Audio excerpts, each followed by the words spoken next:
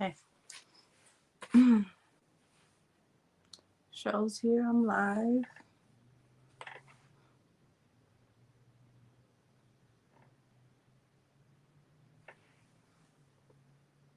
Hopefully. Let me see.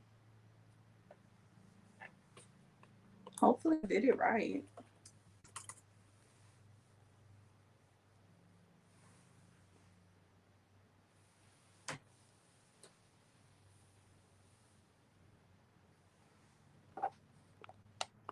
Did I do it right? I swear. Yay. Okay. Hi. I gotta get used to understand music and all that different stuff. Okay, cool. But we are here. Share screen is how.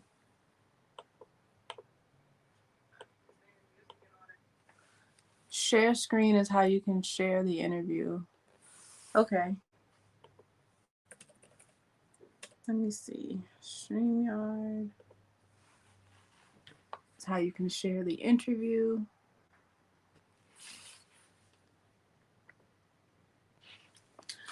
Oh, this is nerve-wracking. Kiva, I don't know how you do it. And it's getting hot. I'm about to turn the fan on y'all. Like, not even gonna cap. Not even gonna cap.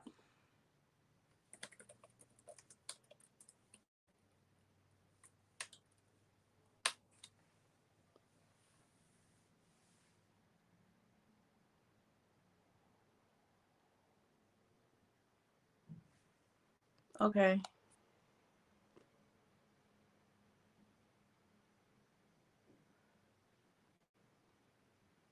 Oh, this is cool.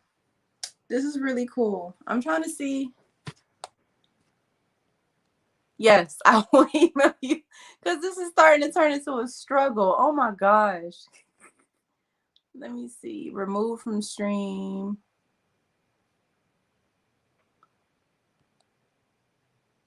Settings. It's not giving me. Let me see. Because it's not giving me the option to share my screen. I think it's because I'm on my phone. Is it because I'm on my phone?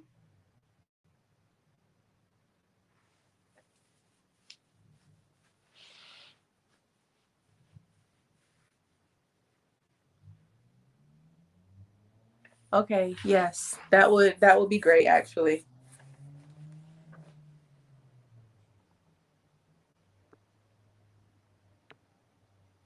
Layout.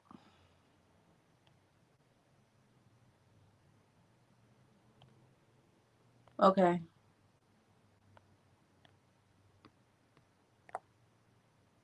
Solo layout. And I don't want to do this shit the ghetto way and just hold my laptop up to the screen. Okay. If I'm on my laptop, I can't share my screen. And I don't have my No, you're good, Kiva. This is all like a learning experience. So, I mean, I do want to share this with y'all. I thought you, yeah, I mean, it's not a big deal to be on a laptop or not. I'm literally looking at my laptop.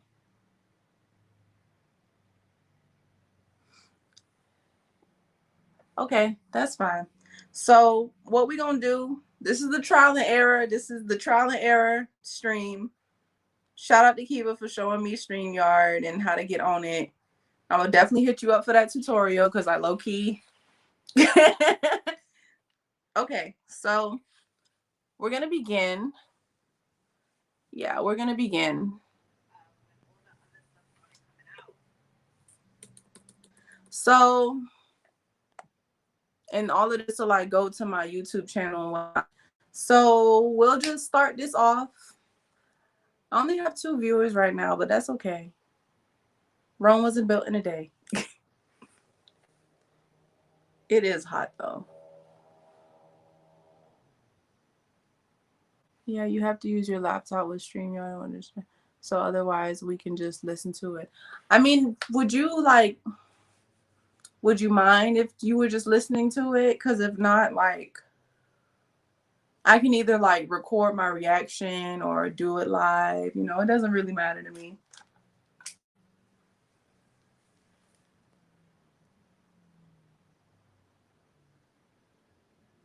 Laptop, you can share screen. So let me see. I'm on it right now.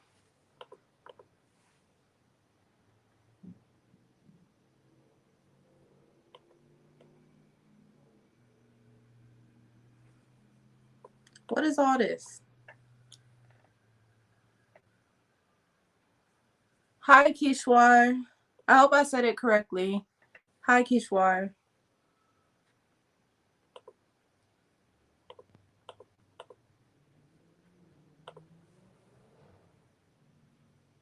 To be honest, we could just listen to it. Yeah, I don't mind just playing it. I mean, I could put it because honestly, just it's no like visual reaction. I really just want you to like hear basically the context of it. So let me see. Because it's really just like I watched the whole interview and it's literally just this the entire time. When you're done logging in on your laptop and play around with it, the only thing on sale is you could bring people on the panel. Okay. I'll remember that for next time. I don't mind just listening on Versatile. Okay, cool. Cool. So I'm gonna definitely do that when I get off. And we're just gonna start. So just to recast everything with the daddies, girls, and whatnot. This is a TikTok cult that is going around. I did report on it like 3 months back. And basically talking about the intro of it all, which basically is a girl named Angela. The girl Angela has cultivated girls across the states and whatnot to worship her and call her dad, and give her their paychecks and all of this different stuff. One of the girls, Shea, actually opened the lid on everything, honestly, through a Twitter thread, and she basically showed all the fucking receipts. She showed the receipts when they was cutting, you know, they showed the receipts when they you know, basically bullying the girl and they were like harassing other people, and it was just this whole like mind control thing that was going on in the whole group. And that when Shea left, the girls was bullying Shea, and Shea has did a lot of interviews like on her lives on Instagram where she was talking about how the members, like, for one, she said Bunny let Angelus like fuck on the first night, that Michaela isn't really cared about that, and she gotta pay for play and stuff like that. Which honestly, to me, if I gotta pay somebody for their attention, it's kind of like, is it worth it? Like, is it worth it? This money I could be putting into my DoorDash, and I'm just trying to get somebody's approval. Is it worth it? I don't think so. And then on top of that, the girl Bella, who we're gonna listen to the interview now, she's doing an interview with the Black Podcast, who did an interview with Shea. But anyway, Bella is kind of the golden girl of the group. She's one of the older members. She was one of the older original girls of the group, and she was basically, the way Shea put it, she said that she's basically the pit bull of the group. She's always barking at people. She always jumping on people, howling on people, you know, getting them to act right in the name of Angela, which is, you know, that's another story in itself. But Bella has supposedly left, and she's doing an interview with the Black Podcast, which I honestly thought that the interview was going to be another way. I won't spoil it for y'all, but the interview is definitely not how I imagine it to be. So Bella allegedly is living in a hotel with her 17-year-old daughter. She's always talking about her daughter is a B+ honor roll student, but there have been multiple times that Bella has compared, like, has basically put her daughter on display in front of Angela, and there's been there's been text message receipts, honestly, that Angela had said that Bella's daughter could get it. And, you know, I honestly felt like Bella was okay with all of that until the fact CPS was getting involved on that ass. Like, it's one thing in my eyes that really made me not respect Bella is the fact that, for one, you old as shit and you your daughter. But for two, you chasing behind 26-year-old pussy that you've never met, who you giving all your money to, and then you hop on live and talk about how you calling Shea a horse, you calling her an inept mother, you calling her everything but a child of God, and yet you want to sit here on live and brag about the fact you spend all your money on wigs and purses and shoes and fucking Looney Tune jackets and shit when you ain't even really got a place to stay, really. Like, there's been receipts of the hotel that you stay in, Bella. And they say that the 9th floor is reserved for, you know, for homeless shelter recipients, or whatever you want to call it.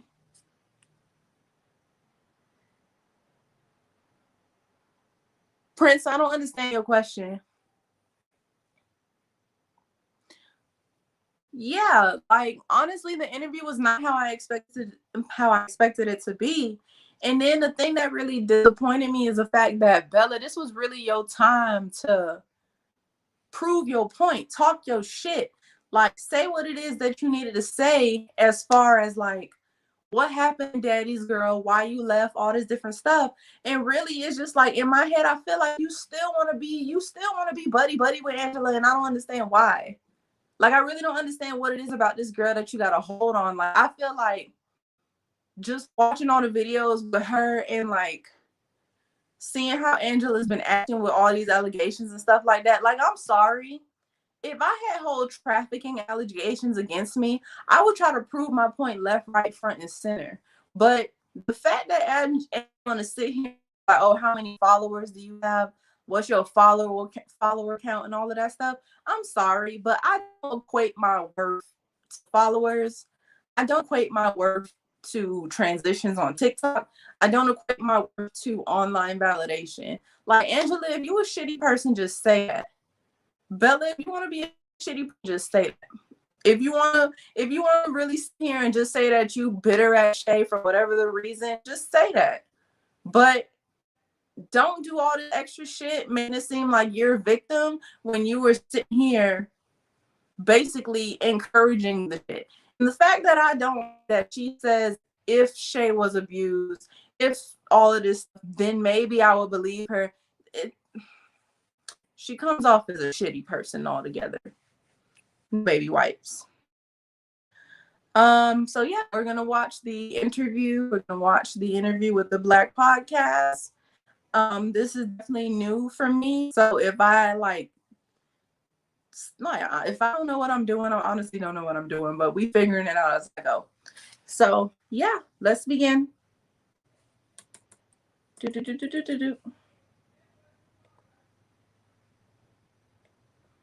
Yeah, so we're gonna start from the beginning. It's about an hour, so just an hour. So get everything that you need.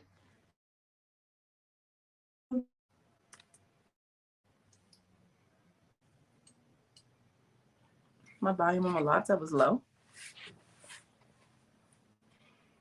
She is my omega. She is my alpha. That's what that is. To say God, because that's what it is to me. She is my God. Can y'all hear? She is my omega. She's my alpha. She's my everything. And I'm pretty sure you're gonna find a problem with it, and that's fine. Everybody can believe and can feel however way they want to feel, but at the end of the day, that is who I pray to. She is everything to me. So,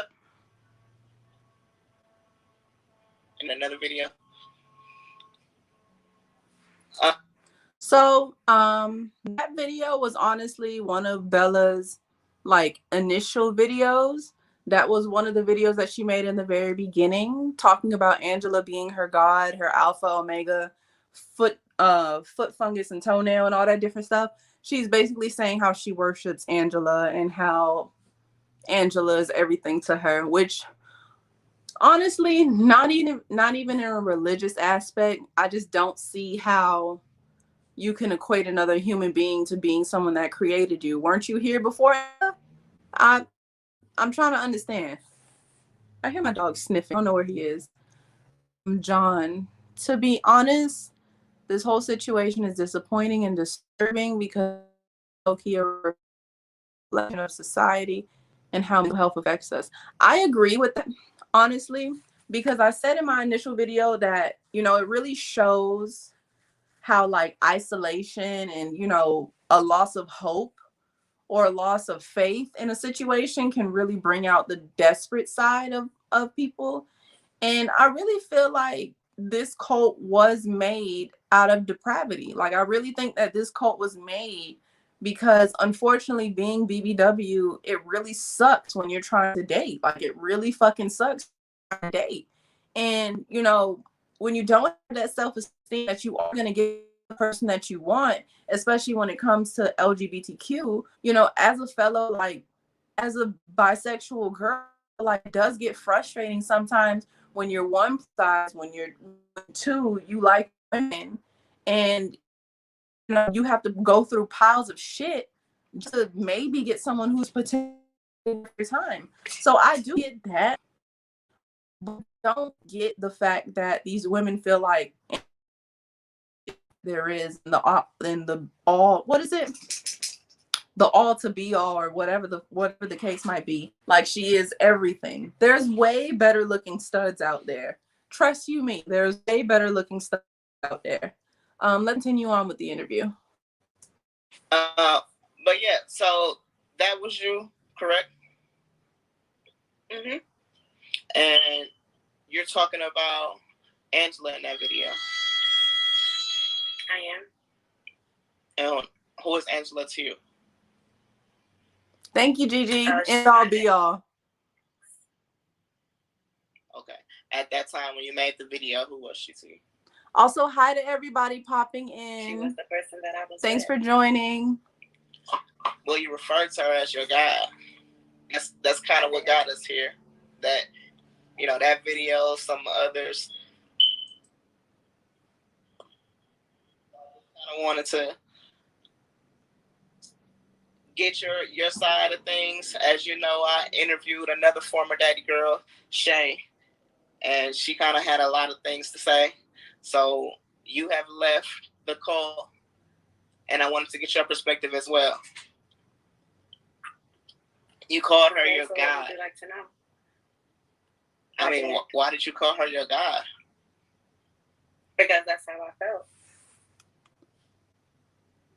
That's how I felt she was to me. She was everything that I needed in a person, in a human being. She was everything to me. So do you feel like the Daddy's Girls was a cult? I don't personally feel like the Daddy Girls was a cult. Originally, when the Daddy Girls was constructed, it was supposed to be like a family, a place where all BBWs who wanted to be a part of it could come into a sisterhood. And that's what I saw it as, a sisterhood. Okay, so I'm going to pause it. Now, I will agree with Bella on that, because that part of the story has been consistent with everybody. When everybody initially joined the Daddy's Girls, it was supposed to be just a sisterhood. It was supposed to be like some little like clicky thing online. You know, we're all together. We're all polyamorous. You know, whoop, whoop, whoop. We all wear synthetic wigs. Everyone's happy. And then it turned into something totally different. So that part of the story has been the most consistent out of basically everybody. Let's continue. A sisterhood. So how did it become what people are calling it? They started calling it a cult because they started calling it a cult because when all the other stuff started coming out, and they see that we was calling her God, they automatically assumed that it was a cult. But we was being sarcastic. People was calling it a cult, so we started calling it a cult. But you did consider her your God. Yes, I did. So a God is a creator. So that's I'm sorry. Every time I'm gonna pause it real quick. Every single time that I hear like this whole thing with Angela being a god, I don't know why I think TD Jakes in his tight ass suits. Let's continue. the entity that gives life. How can you think of a person so highly? Because to me, that's what she was to me. Everybody has a religion they choose to choose, right? So that's what I chose to do. You chose the religion of and I knew that people was gonna. I knew that people would feel some type of way about it, but also I'm grown. It's my life. I can do what I want. Okay, so I'm gonna pause a little bit right there. TD Jakes would definitely not approve. Him and his white beard would be like, be gone, Satan. But to pause this part, it's not the problem that you're grown, and it's not the problem that you can do what you want to do. You can worship who you want to worship. It's not that, Bella. It's the fact that you are literally calling another human being your God, your creator, your all of this stuff. And even if you want to worship somebody else, none of the entities that people worship are living on the same, like living the same 401k W-2 as you. Like they're not sitting right next to you working a 9 to 5 as you. Like I just don't think that qualifies as a God. And it's just like, where's the disconnect, sweetie? Period, Gigi. A lot of people feel that Angela preys on BBWs. They feel that she manipulates BBWs. And they also feel that you and the other daddy's girls have been brainwashed. I'm sorry. You sound funny. Can you hear me now? Girl. Hello? What's going on? Can you hear me? Hold on. You be having perfect service any other time. Like, okay, y'all, we having a slight technical difficulty.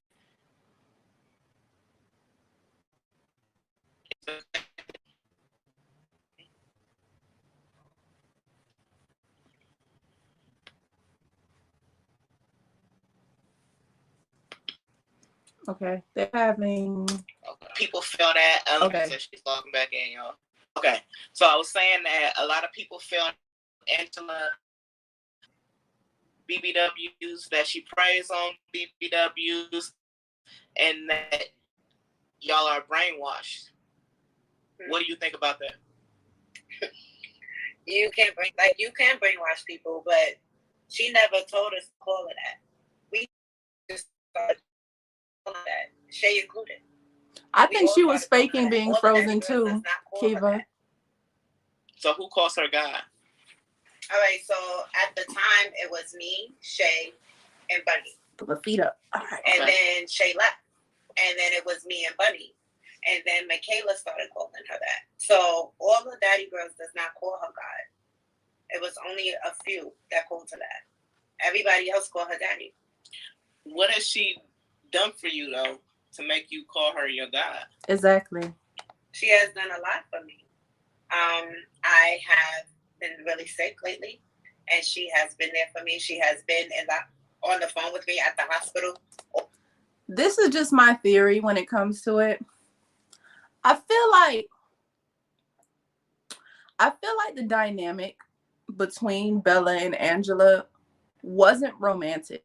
I feel like, and excuse me if this theory is like talked out or whatever the case might be. I feel like Bella has some kind of mommy and daddy provider issues that she kind of developed romantic feelings for Angela along the way, because, you know, in the grand scheme of things, Bella is in a very vulnerable state right now. And that's what I wanted to talk about. A lot of these women that have been open about it are in very vulnerable positions. Bella apparently has very big health issues. She's in a homeless shelter. She had to relocate. It's a lot of emotionally traumatizing things. So it's not really surprising for me for her to latch on to Angela the way she did and to essentially, quote unquote, give her life. But I'm still not following this whole God stuff. Like I'm not excusing that shit, because even with all of this,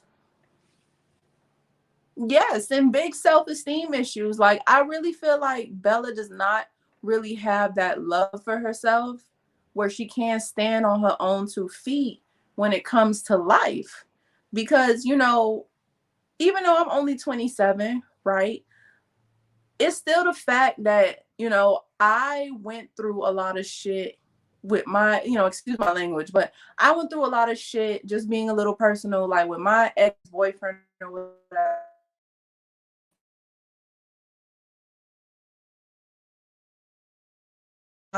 So I had to go to a different county. I had to, you know, my family and get sick, all this stuff. I was vulnerable. Let me tell you something. I got thrown to a fuck real quick, real motherfucking quick. And you know, it felt like I mattered to that person because everything else was falling apart. So with that perspective, I can kind of understand why Bella attached to Angela the way she did.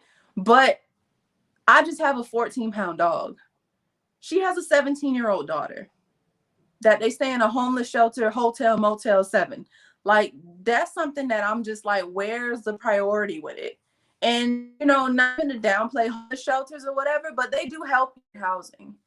They do help you get housing. So I feel like at a point, there's a choice for you to be in a hotel and give some stranger in a whole different state your money. I feel like that's an active choice because you don't believe you deserve better. But let's continue with the video. All night long. Hi, everybody that's coming in. She has hope you enjoy. She has given me money. She has been there for me mentally, emotionally, everything. Okay. I got you. Question. So, a lot of people have stated that to be in the daddy's girl, you have to send Angela money. Is that true? No. Do you send Angela money? I did send Angela money. You sent her quite a bit. I sent her money, and I bought her. I sent her $500 before, and I sent her. I bought her Apple Watch. Now y'all know I'm gonna say something about this goddamn this Apple Watch. Is it true that Bella is in a new relationship? Apparently she is. Apparently she is. I mean, if you go on her if you go on her TikTok, it's not like clear. As red as she was wanting to like show Angela, she's not really showing her new boo. So people don't really know. Sounds like Angela was the one consistent thing in her life. Yes, Gigi, I really think that's the standpoint with this. And you know, even though I can be a trifling ass bitch and I can be an asshole, I can be understanding. So I can understand why, but that doesn't really excuse the why or the how or the action behind why. It doesn't really excuse it, you know? But yes, Chase, apparently she does have a new boo. Nobody has seen their face, or she hasn't made it clear who's who. Well, the bitch's TikTok is banned anyway, so we wouldn't be able to know. But let's move on in the video. And let's also notate that I'm gonna leave a link in the description below with the interview. But I want you guys to really focus on like her body language when she's talking in this interview. Like, I know it's easy for me to be like, oh, her body is off. No, nothing like that. Seen Bella, like how she dispositions herself when she's doing lives with her ex-sister wives and how she's doing lives by herself. She's very open. She's very like, she's very ready to talk and present and, you know, to project her voice and project her personality. She's ready to do all that in her TikTok interviews and stuff like that when she has confidence and she has backup to back what she's talking about. In this video, and I don't think y'all can see it really. Come on, ring light. She's very close to the camera. When you're very close to the camera, it's kind of like you're hiding the embarrassing parts of yourself, or you're hiding your body language, you're hiding how uncomfortable you are. So if you get close enough, people aren't going to really pay attention to the Aki sides of you, you know? And not only that, she's really close to the camera, really hunched over, and she has a very bored expression on her face. So she's not really giving that open disposition that you see a lot of people do in interviews, to actually shows that she gives a fuck to talk about what she want to really talk about. It doesn't look like she want to be there, long story short. Look at me, body language analyst. Okay. And that was But she has given me way more. No, I was there. So Angela has never, so have you've never been required to send her money? No, she even wanted me to. Has she ever asked for money? No. So where's it from that you have become homeless from sending her money? That you have sent her over $1,000, and that some girls have sent her their whole check? I didn't become homeless because of Angela at all. I came from Georgia. I was living Thank you, in Georgia for 2 Gigi. years. And I came back to New York because I couldn't get health insurance in Georgia. Like I said, I've been sick. I actually wanted to be a child therapist before I decided to go into medical. So thank you. That means a lot. So when the pandemic hit, the original plan was just for me to come back home to see my family. When I got here, I was like, you know what, I might as well stay because I can get my insurance right away here. Can't do that in Georgia. This I met Angela until December, in January. So it wasn't like that. I was already in the place I'm in before I even got with her.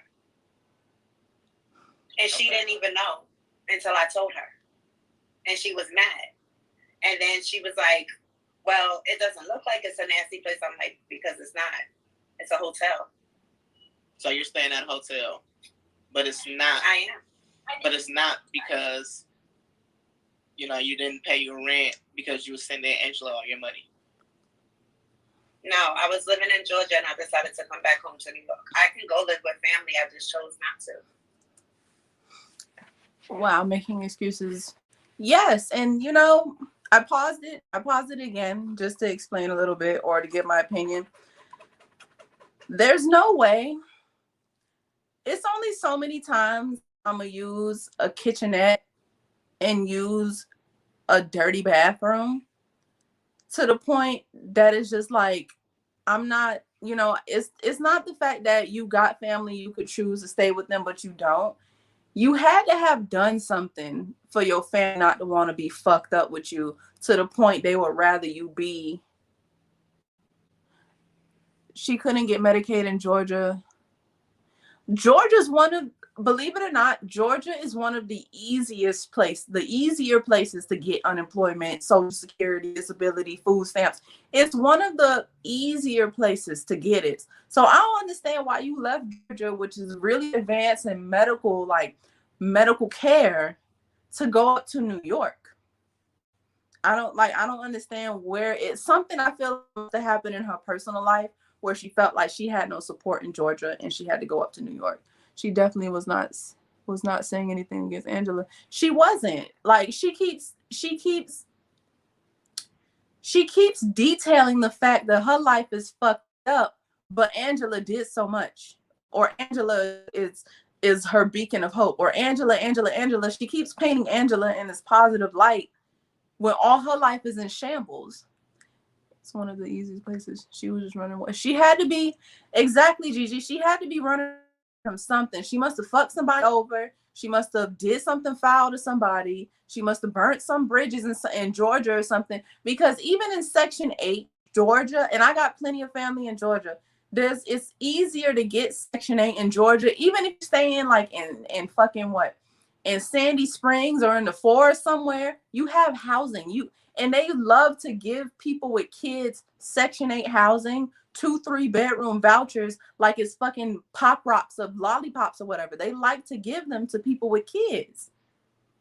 Got kicked out or something. I feel like she got kicked out. I feel like she said, connecting her story, she probably was fucking with Angela, doing that weirdo shit while she was staying with somebody in Georgia, got kicked out, and now she ended up in New York in a hotel.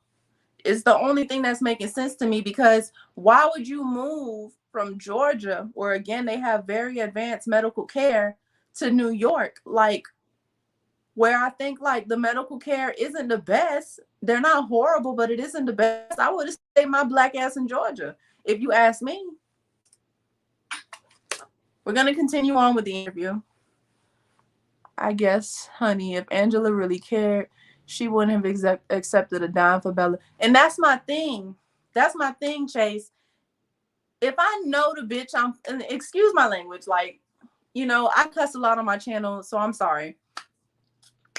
If I'm fucking with a bitch that got a kid and homeless in a shelter and moving from across the country and ain't really got no money, I'm not gonna take no money from her. I'm not gonna take a penny from her. Like, baby, use your money to get you and your kid in somewhere to stay. The fuck I'm gonna do with an Apple Watch? You ain't got no home. Man, let me go back to the interview. We're gonna finish the interview. And if she cares, why couldn't Bella? And that's my thing. You feel good having this cult, but this is really the most foot dragging its ass cult, because if you look at any of these traditional cults, they got money, they got land, they got homes, they got food, they got shelter, they got they got a whole fucking summer camp dedicated to the cult. But yet one of your girls staying in a homeless shelter. If this a cult, babe, that's the Section 8 of cults, because that's ridiculous. Okay. So, I guess I'm still kind of confused. You're saying that this was initially a sisterhood, and that's actually the same thing that Shea said. But some of the text messages and stuff that I've seen are very disturbing. So, and when I say disturbing, she ain't taking care of no female, but she taking care of Bunny with them fucking Amazon cat ears that she be wearing. I mean, I've seen text messages where Aunt telling Shea to cut. What's your response to that? Have you cut? Do you cut, fan? Yeah, she's really losing, Kiva. Cause ain't no way. Them winters in New York is hard. And Georgia is not soft, but bitch, it ain't as hard as New York. Oh, and when I say disturbing, I mean I've seen text messages where Aunt telling Shea to cut. What's your response to that? Have you cut? Do you cut for Angela? I haven't. No. And Angela was telling Shea to cut because that's something Shea wanted to do. Well, it looks like the cutting was being used as a punishment. So one of the text messages. No. Hold on real quick. Let me just pull up one of these text messages. Now, hold that thought. When it starts to get into the conversation of the cutting and whatnot, you start to see like Bella, like her facial expression is getting really hard, getting very like pensive. She don't really want to talk about it, and you could tell she's getting aggravated with the conversation. Georgia even have waivers for single moms and addiction. Right, like, you know, even though Georgia is a red state, Georgia really does look out for people that need the help. You know, even not even getting too much into the political aspect of it, Georgia helps enough for Bella to not be in the situation that she in. For her to be in a situation like this with big child, this is an active choice. You know, this is a choice for you to do this, because If you getting money like this to spend on wigs and body wash and shoes and shit, you can get you housing. You can get you a roommate situation in New York. Or you can save the money and move back to Georgia and live in a mobile home or something. Anything is better than a fucking hotel. Let's continue with the video. Messages real quick. And I'm not sure if we'll be able to get it on the big screen. Hold on. Okay. We probably won't be able to get it on the big screen.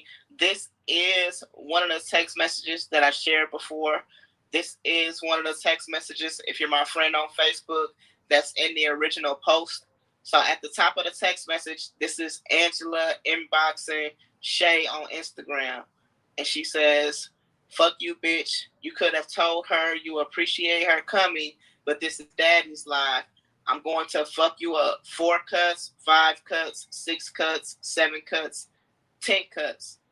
And she basically threatening Shea to cut. Oh, there it is. That's it right there. So she's telling Shea to cut because apparently a stud was in the live speaking to the daddy's girls. Mm-hmm. Well, I mean, what's your response to that?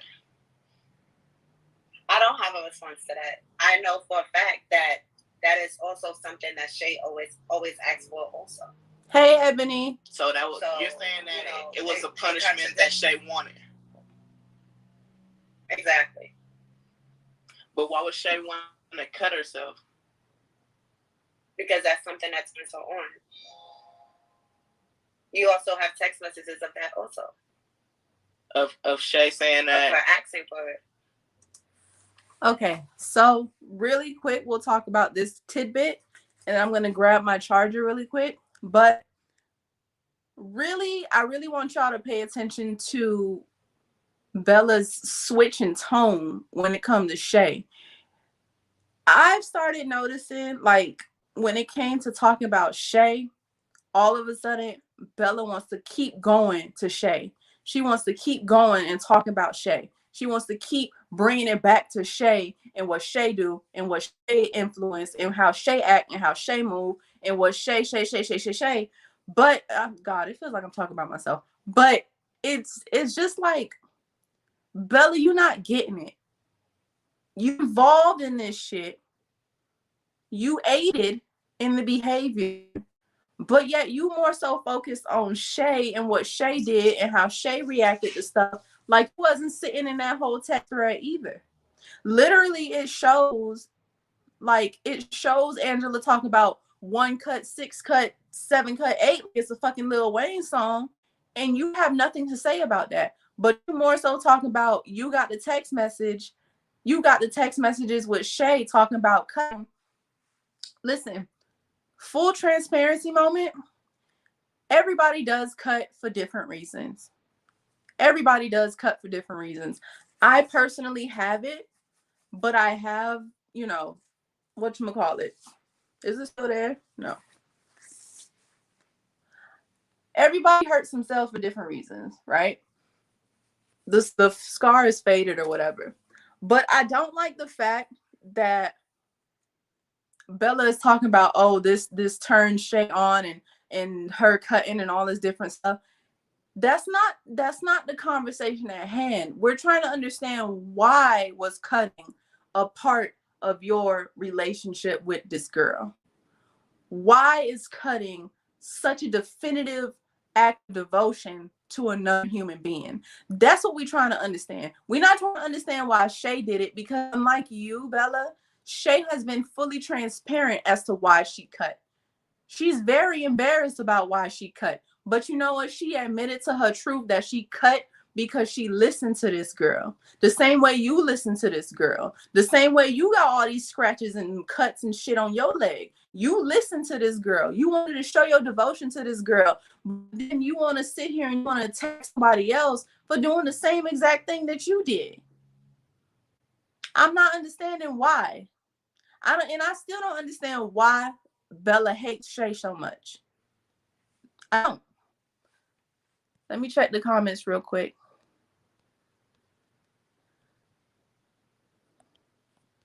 Exactly, Gigi. Like save your money for the wigs that you getting off Amazon and just get you a house. Let's not act like the housing market is not very, very lucrative for what you would pay in Georgia. You can get land, you can get a driveway, you can get a backyard, you can even get a pond of water. Let me see. Bella is embarrassed and mad that Shea stood in her truth and told everything, including telling us her role. Exactly. I always say, if you tell people that your girdle is ripped, can't nobody bring that shit back up on you. Can't nobody rehash what you already told everybody.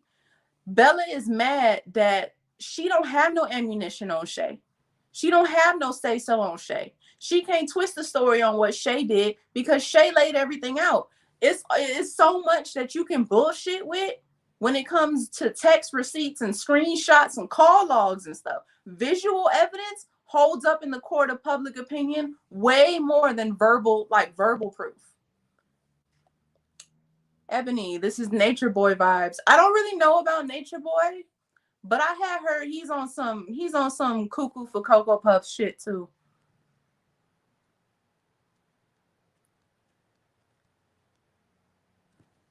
Fact, she hates Shea, and the interview was based her anger for Shea. Bella, we don't care. We want to know about you. Kiva, I don't know why reading that made me think of sell me this pen. I'm telling you to sell me this pen and you selling me an eraser. Bitch, what are you doing? Control, yep. Displaced anger, yep. Yep. Y'all hang tight right quick. I gotta get my battery. I gotta get my charger. And Yugi just ran out of my room. Hold on one second. I ain't got no music for y'all, but give me a second.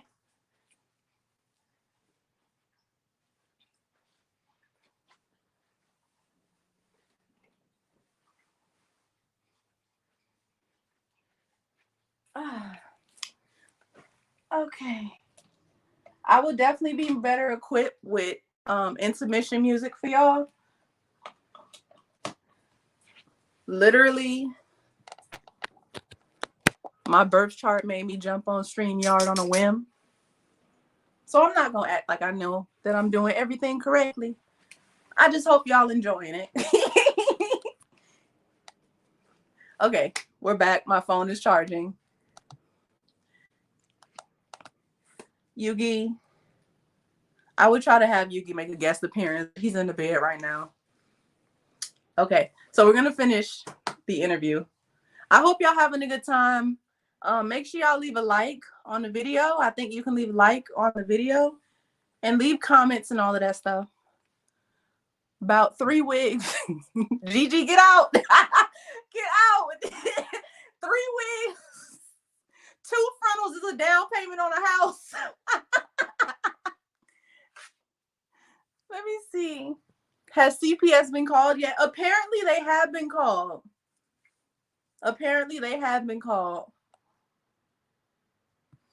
Let me see. She hates Shea because she said she would decease her daughter and put, however, Bella won't give us the context as to why. That's my thing. Like, you're not gonna wake up one day and be like, I'm gonna stab your daughter in the neck. Like, you're not on that crazy shit. You don't poke, like, this is my thing. You don't poke the bear and expect not to be big. Bella had to say some fact, and you know what? I would really love to show y'all the video that's on Shea's page, but Shea's page is private. So, you know, I do want to respect her privacy. I'm not crossing my arms like I'm finna suspend the kid. But anyway, Bella did say, but I will say, because I've seen all of the videos that Shea has said, Bella did mention Shea's baby. That's all I'm gonna say. She did mention Shea's child in a very malicious way. So if I'm thinking this is in context, you know, it's only so much provoking somebody gonna take, especially when it comes to their kids. Trust me, I'll be ready to smack a bitch about my dog. I can imagine with a kid, you know?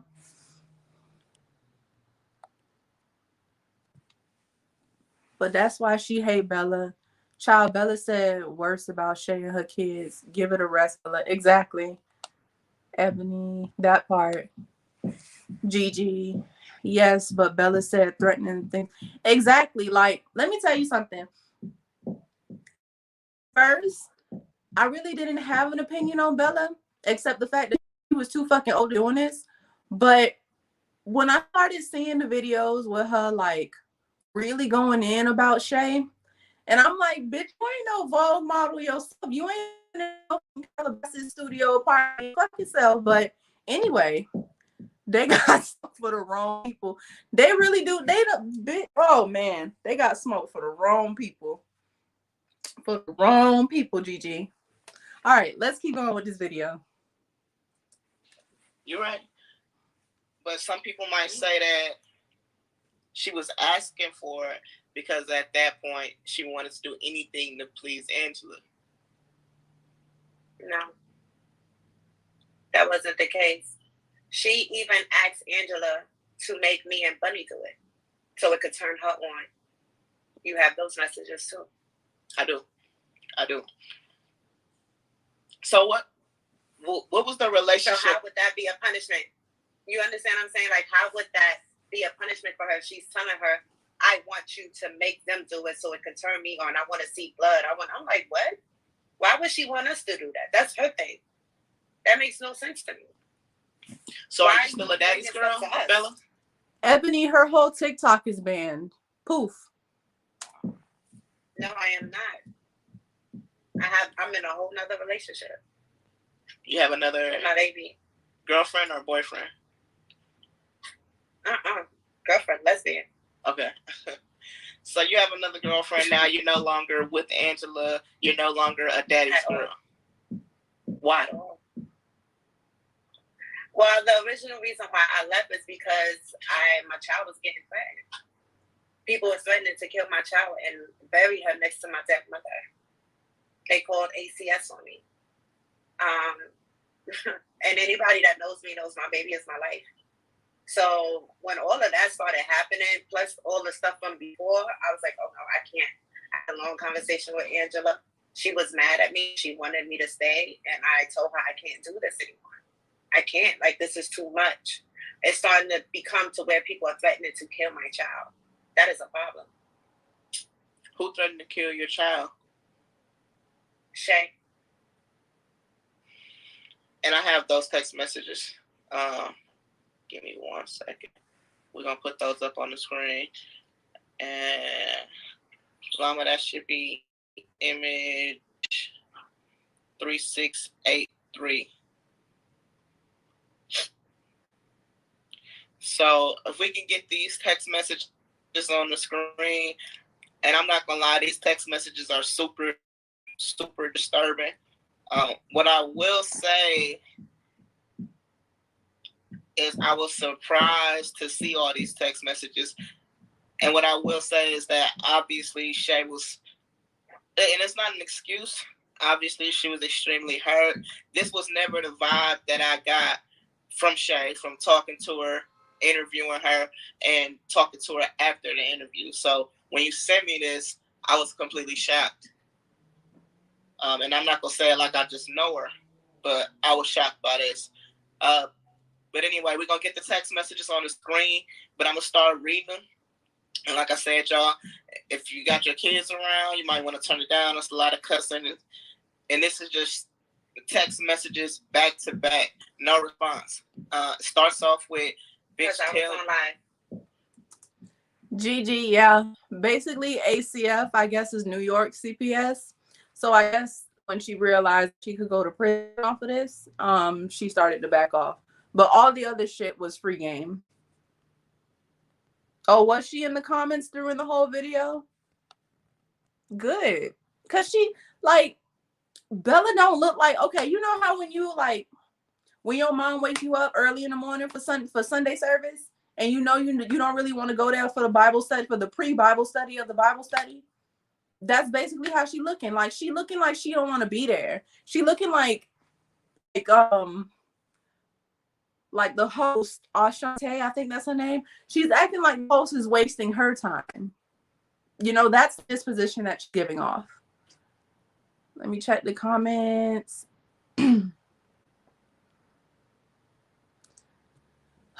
I don't believe Bella truly left. She's just, that's what I feel like too. I really feel like she didn't leave. I just, girl, this polyester. Ooh. Y'all like the dress? Blush mark. Ooh, this polyester hot. Yeah, I really think that she was forced to keep it low key. I think she's still in the group. If not in the group, she's like standing at the door like, will y'all let me in? Or could y'all let me know when y'all play my favorite song? But she can't get into the club. Like that kind of thing. Okay, so Shay was texting you because you had went live. This was after she had left the cult. Yes. Okay, so while we trying to get the text messages on the screen, let me just have you emphasize that right quick. Why did Shay leave the cult? From your perspective. She didn't leave the cult. What happened was when she went to go see Angela in Michigan, Angela sat down with her and told her, listen, I love you, but I see you as a friend. You know, I want to still be your friend. I see you as like a best friend. If she ain't leave the cult, what did she do? Take a leave of absence? Like, what did she do? I wouldn't spray everybody and then I'm sitting here still next to the members of the cult. You don't blow shit up like that if you plan to stay. Like, you don't say shit like that. Be like, no, I'm just kidding. Like, you don't do nothing like that. Yes, get you one. I think this was a 0X. They blush mark does, what is it? They size up. So get your true size. I mean, I have some stuff that's an XL that fits okay, but the 0X is kind of like, it's too big on me. Fact, you poked the bear and Shay lost in the text message and went the fuck off. Oh well, Bella run that mouth with all that rah-rah, but come back. I ain't give a fuck if Bella cried. She could have cried that wig off till it fell to the back of her ass crack. I still wouldn't have felt bad for her. Shay got upset and attacked Angela. When she attacked Angela, Angela smacked her to get her off of her. And so Shay and Angela had a physical altercation. Yes. Wow. Huh? Blush mark is basically like, I don't know. What I said in the video, it's like Sheehan's thoughty sister that don't want to wear no clothes. It's basically like Fashion Nova's auntie that boosts.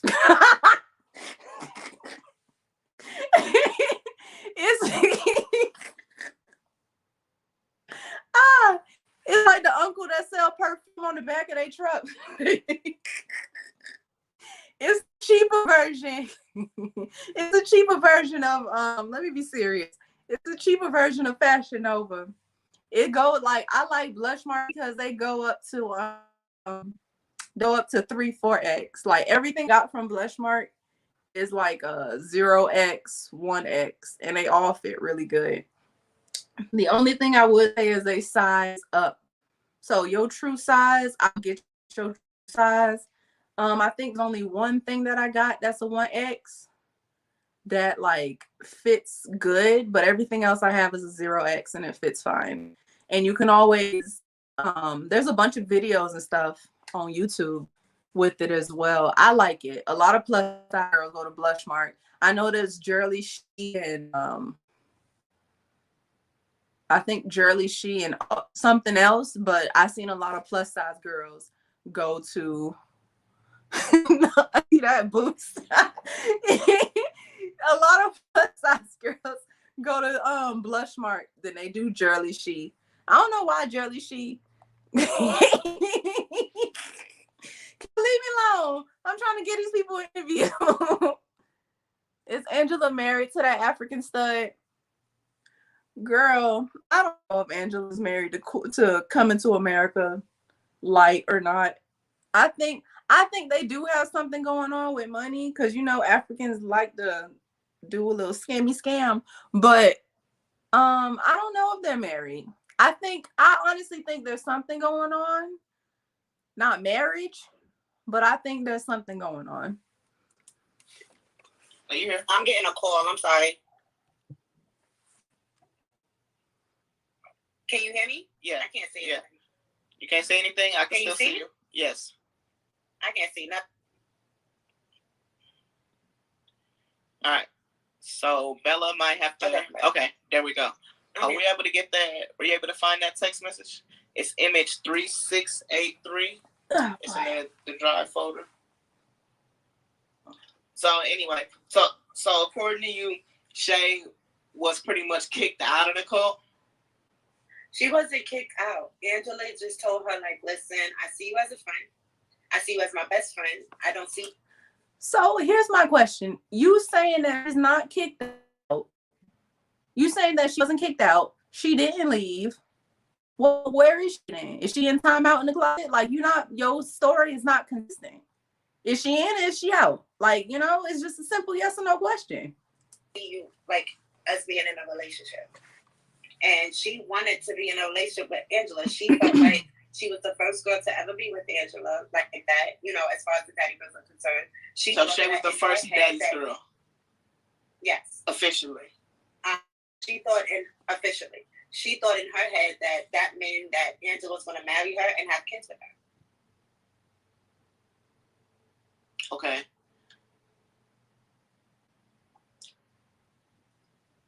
Okay. I mean, that's legitimate. Why do you think that Angela wanted her to leave? Angela never wanted her to leave. Angela still wanted her to be a part of it. She just didn't want to be a main girl. No, she still could have been a main girl. She just didn't want to be in a relationship with her. But she was in a relationship with you at the time. Yeah, she was in a relationship with me. Yes. So explain to me exactly how the daddy's girls work, because how many girls are in a relationship together? It's not a together thing. Everybody is in a relationship. Well, not everybody, but at the time it was just the main girls. So the main girls we was in like a poly relationship. And then there was the daddy girls, which was like, you could say. Just break the ice real quick. Don't Bella hair remind you of the top of the Sprites? The top of the old school Sprites? Okay, sorry. I don't want to like downgrade them. It was just a sisterhood, and I tried to get to know all the ladies that was a part of the sisterhood. I always reached out. I always inboxed and make sure they was okay, if they needed anything, how their day was going. That was our job, to make sure that they was always okay. This is similar to what Shea said. So y'all was the main girls, and then everybody else is kind of just, and like you said, not to downgrade them, but fans of Angela. Mm-hmm. So it's girls that have Angela's name tattooed on them, and they're just fans. They don't know her. Mm-hmm. Well, not all of the last few girls that did it actually have a situation with Angela. They have a relationship. They have, they talk to her. They get to communicate with her. All the girls don't get to do that. That's the ones that's close to her. The rest of the girls only see her on Saturday. They can inbox her on Instagram, but it's mainly on Saturdays when she go live. Honestly, I feel like I'm kind of confused. Period. I'm confused too, because how the fuck? So you tell me Shea pulled out her ass that these girls are paying Angela to sit on FaceTime and Zoom me with her? That I only get to see the bitch on Saturday for free? Like, the fuck? That's not making no sense to me. But we're gonna keep going. Y'all okay with that? Are you talking to me? I'm sorry. Yeah. Who else she talking to? You're okay with Angela having other main chicks, and then in addition to the main chicks, having other side chicks? Okay, so it wasn't like that. I started my situation with Angela. She made it very clear to me that she wanted multiple women. She never hid that from anybody. She wanted multiple women. So it was your choice to either deal with her or not deal with her. And you was okay with dealing with that? I was okay with dealing with that, yes. She is trying to get smart with her. So everybody entered into the situation knowing what it was and saying, okay, I still want to be a part of it. Yes. Okay. And also, I saw online, and I experienced online, Angela's in another relationship, correct? With an actual stud. No, she's not. That's her ex, and people are digging up old photos of them and saying that they're together. So this is clearly cyber dating. Yes, this is basically cyber dating. And then to add on to that, I'm so confused because Angela now is supposedly a stud who's married to a stud. She don't even put the strap on right. So do they be like having Star Wars fights with the straps in the bedroom? The thing that has me, like all over the place is I know if I'm fucking with somebody and I know if I'm dating somebody, I'm not gonna still have them on my Facebook, bitch. I'm not gonna have them on my Facebook still if I'm not still messing with them. Bitch, you earned a spot on my Facebook mobile uploads, and you telling me we ain't got nothing else going on? Oh, bitch, I'm petty. I go back all the way to 2010 if I have to and delete that picture. It's weird to me how Angela still has this girl on her Facebook, and that's the only place that you could find this girl. But yet nobody knows, like nobody can confirm if they're still messing with each other or not. Very weird.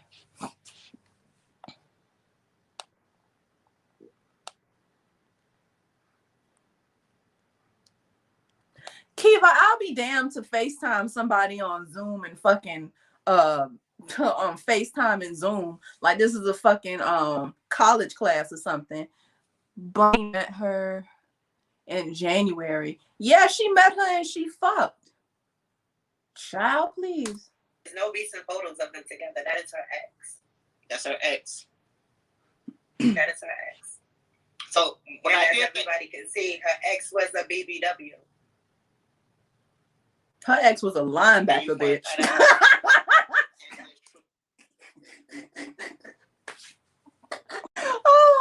Oh shit! I'm sorry. Really attracted to big women. Yes. It don't matter if they stud, film, STEM. That's what she like. Exactly. That's what she likes. When I did my interview with Shea, I had a lot of people like, and I don't want to be insensitive or sound ignorant, but I had a lot of Africans in my comments making comments saying that Angela is not this person, saying that Angela is Big Daddy's wife, and Big Daddy is this other stud. It's just I'm just kind of confused. Are you okay with that? Like, what do you think about her ex? You say having this cult of like African studs. That situation has nothing to do with me. Why my neighbors gotta be so ghetto? Honking a horn like that. Okay. That situation has absolutely nothing to do with me, so I'm not going to insert myself in something that has nothing to do with me. But you inserted yourself in shit that ain't have nothing to do with you before. Why do you have nothing to say now? Carrot Top getting me mad. If you found out Angela was married, would you be hurt? I would, because why wouldn't she tell me that? Okay. People are asking you to show your legs, but I'm not going to have you do that. I'm guessing the purpose is saying that you got cuts on your leg, but you're saying you never cut. It's not, listen, this is not what this interview is supposed to be about. But I'm not going to ask you to show your legs, but I'm saying you said that you never cut. I never cut for Angela, no. Okay. But she a fucking liar. Perfect. What you gotta lie for? This pisses me off because everybody is going off of what this girl say. Everybody. And regardless of what I say and what receipts I have, everything I say is a lie. No, what we're going to straighten out is... This is what pisses me off. Hold on. We got the text messages also from Shea. The thing is, I don't want this to be you versus Shea, because according to you, you're no longer in the cult. Either way, that's the only... No. There you go. There you go. There you go. Hold on. Shea said on her Twitter, Michaela met her for one point and had to beg and even offer her $500. That's a sad bitch. And then Michaela, let's not even get on Michaela in these fucking picnic basket ass outfits that she be putting on. The girl still live with her baby daddy.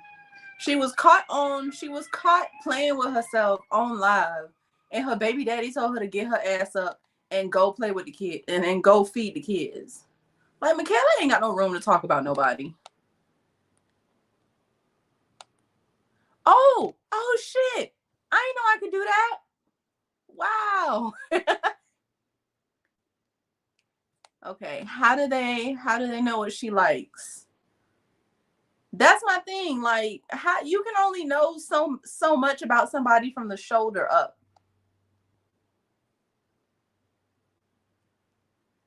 Hi, Emmanuel. She hates Michaela and she has to pay for Angela attention. Yeah, like Bella, Bella, you and these Amazon wigs can only talk about so much in so many aspects and so many spectrums. You don't have your shit together, mama.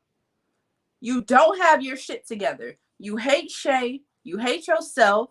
You hate your situation. You hate the fact that you're alone and you have to do this shit by yourself. From what she says, Bunny and Angela, like Bunny and her sister wives, nobody fucking talks to her.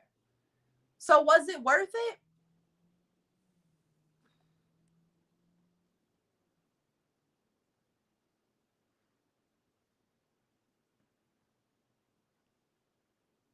Yeah, it definitely was Shea versus Bella. And she says that. Like, she came on this live to slander Shea, and Ashante is trying to tell Bella that we've already had an interview with Shea. Shea has already said everything she had to do with text messages, with screenshots. Why are you here? Everybody getting smoked but Angela. Girl, all that smoke is in her damn icy blue contacts. Even though I have nothing to do with Angela, what she said about my daughter, it is me and her. It is me and her. And it will always be me and her until me and her fight. Let's get the text messages up so everybody can see. We can address that. And we'll move forward. Like I said, just so y'all know, these text messages are super disturbing. Shea says, bitch, tell your dead ass God mom to come fuck with me, but she can't. I'm not laughing at the messages.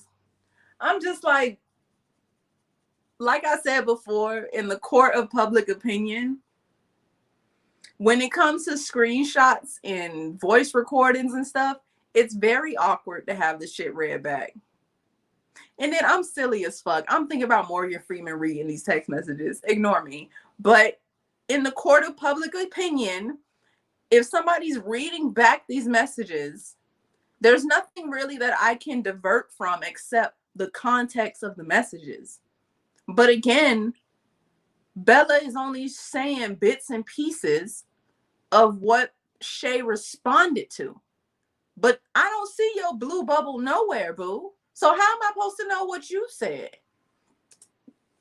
Well, I think that means weak as a bitch. Weak as a bitch. Girl, I'll get my peoples to fuck your daughter ass up. So yeah, let's talk about kids. And that night she said, that's your daughter, right? Mm-hmm. And she says, Angela going to jail for rape and starting a cult. I don't know why she said rape. But then she said, Fed charges, bitch. So we're going to see who gets the last laugh. It's together, bitch. Go brush your teeth. My own crib, good. Wish you could say the same. Girl, you feel like a hoe. Well, my rent, good, bitch. And this last part is where your issue started, where she says, girl, I'll kill your daughter. Thank you, John. And that's pretty much something that you really want to get out there, because in your perspective, Shea is presenting herself as a victim. Exactly, Chi-Chi. That's what it is. Bitch, you built like a whale. I do not deny anything that I said to Shea. I don't deny anything. But she on live said that she never said anything about my daughter. I also have a video of her talking about my daughter. She talks about my daughter all the time. So me being upset, of course I'm going to be upset. You're talking about my child. My child has nothing to do with anything. With Daddy Girls, Angela, nothing. But you're bringing my child into it. Why? What was the purpose of that? So now we got smoke. We definitely have smoke. And I'm not going to regret, I don't regret anything I said to her. Not a motherfucking thing. And I don't care how anybody feels about it.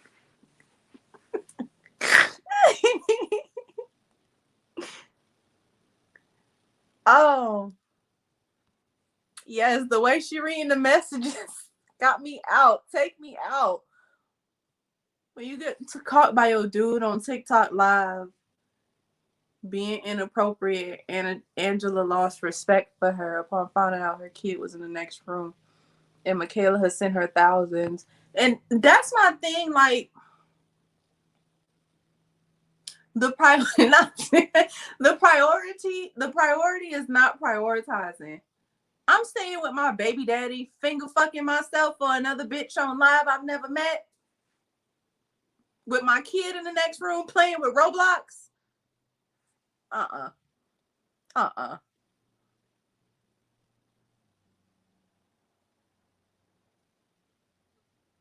Girl.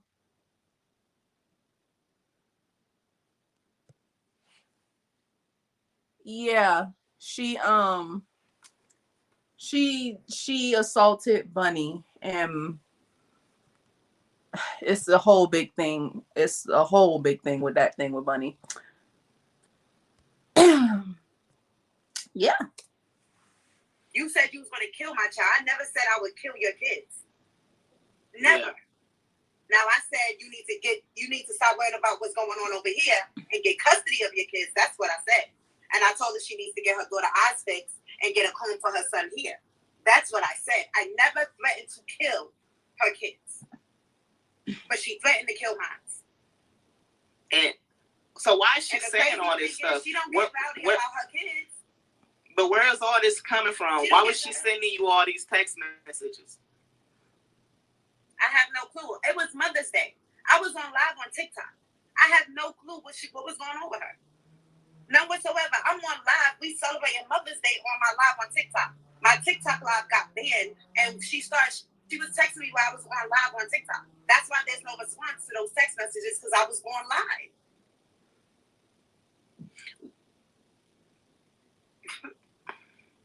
And then she didn't even stop there. I blocked that number with another number. It's like, you don't have a...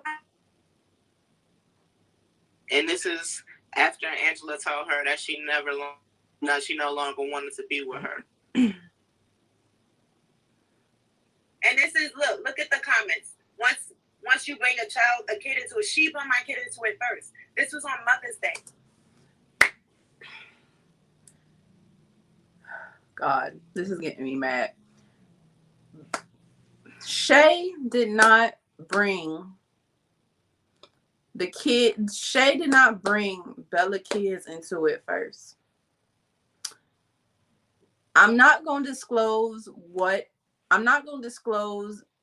Shea's kids, like they're just physical description, but Bella has made fun of Shea's kids on live as a joke.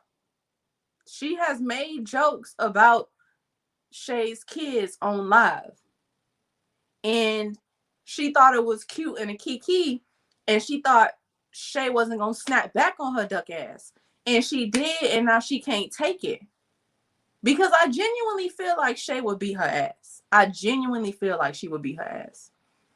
Genuinely. I wouldn't get fucked up with Shea.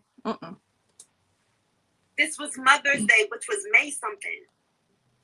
This was right after she left. So we're not gonna worry about the comments because we're not gonna be see every. Shea never played victim. She was an open book. Yeah, she said everything. She gave both sides of the story. Her role, everybody else's role. You know, she's admitted to what both parties were involved in because it takes two to motherfucking tango. She was very transparent about that. And then Bella is frustrated because she can't flip the narrative. That's basically what it is. Facts, no priorities. And I'm not sighing at you guys. I literally just hold my breath when I read like a weirdo. So just forgive me for that. Facts, no priorities with your kids eating noodles on paper plates with a single spork, not even a fork. Why are you sending money for Angela to eat steak and lobster and whole seafood boils so she can stay in your good graces? Wow. Shaking my head. People don't play. Absolutely not. Like, here's my thing. Like I said before, you can only poke the bear so many times until your whole hand get chopped off. And people don't play about their kids. People are very sensitive about their kids, and rightfully so. Like, what gives you the right at the end of the day? It don't give you none. Like, you have no pillar to stand on when you staying in a raggedy ass hotel, got KFC bags all on the floor, McDonald's receipts all on the floor, your fucking Fashion Nova bra is hanging out on the side, your Savage Fenty bra looks like the wiring is coming out on your second fucking wear, but then you want to talk about Shea and her situation, you want to talk about everybody else, but you don't want to talk about yourself. That's the shit that has me so mad with fucking Carrot Top. Because you sitting here and you downplaying and you dogging this girl when you ain't got shit for yourself going but fucking TikTok. Now you lost TikTok and now you ain't got shit to hold up to yourself because you lost your daddy, you lost your TikTok, you didn't have your self-esteem to begin with, and now you sitting here trying to downplay somebody, talk about what they did and what they didn't do when you a grown-ass woman with a fucking kid and you can't even do shit for yourself. You can't even stand on your own. You can't even show your daughter what it is to be an actual woman. You can't show your daughter what it is to have self-esteem. You can't show your daughter what it is to actually be sustainable in society because you think you showing your daughter it's normal to sit around nappy-headed and crooked-foot as fuck worshiping a fucking girl online. That's the shit that has me pissed off with this girl. Wholeheartedly. And I don't even let situations like this piss me off, but it's just like, where's your anger coming from? You should be mad that you fucking 40 staying in a hotel with your grown-ass daughter. Period.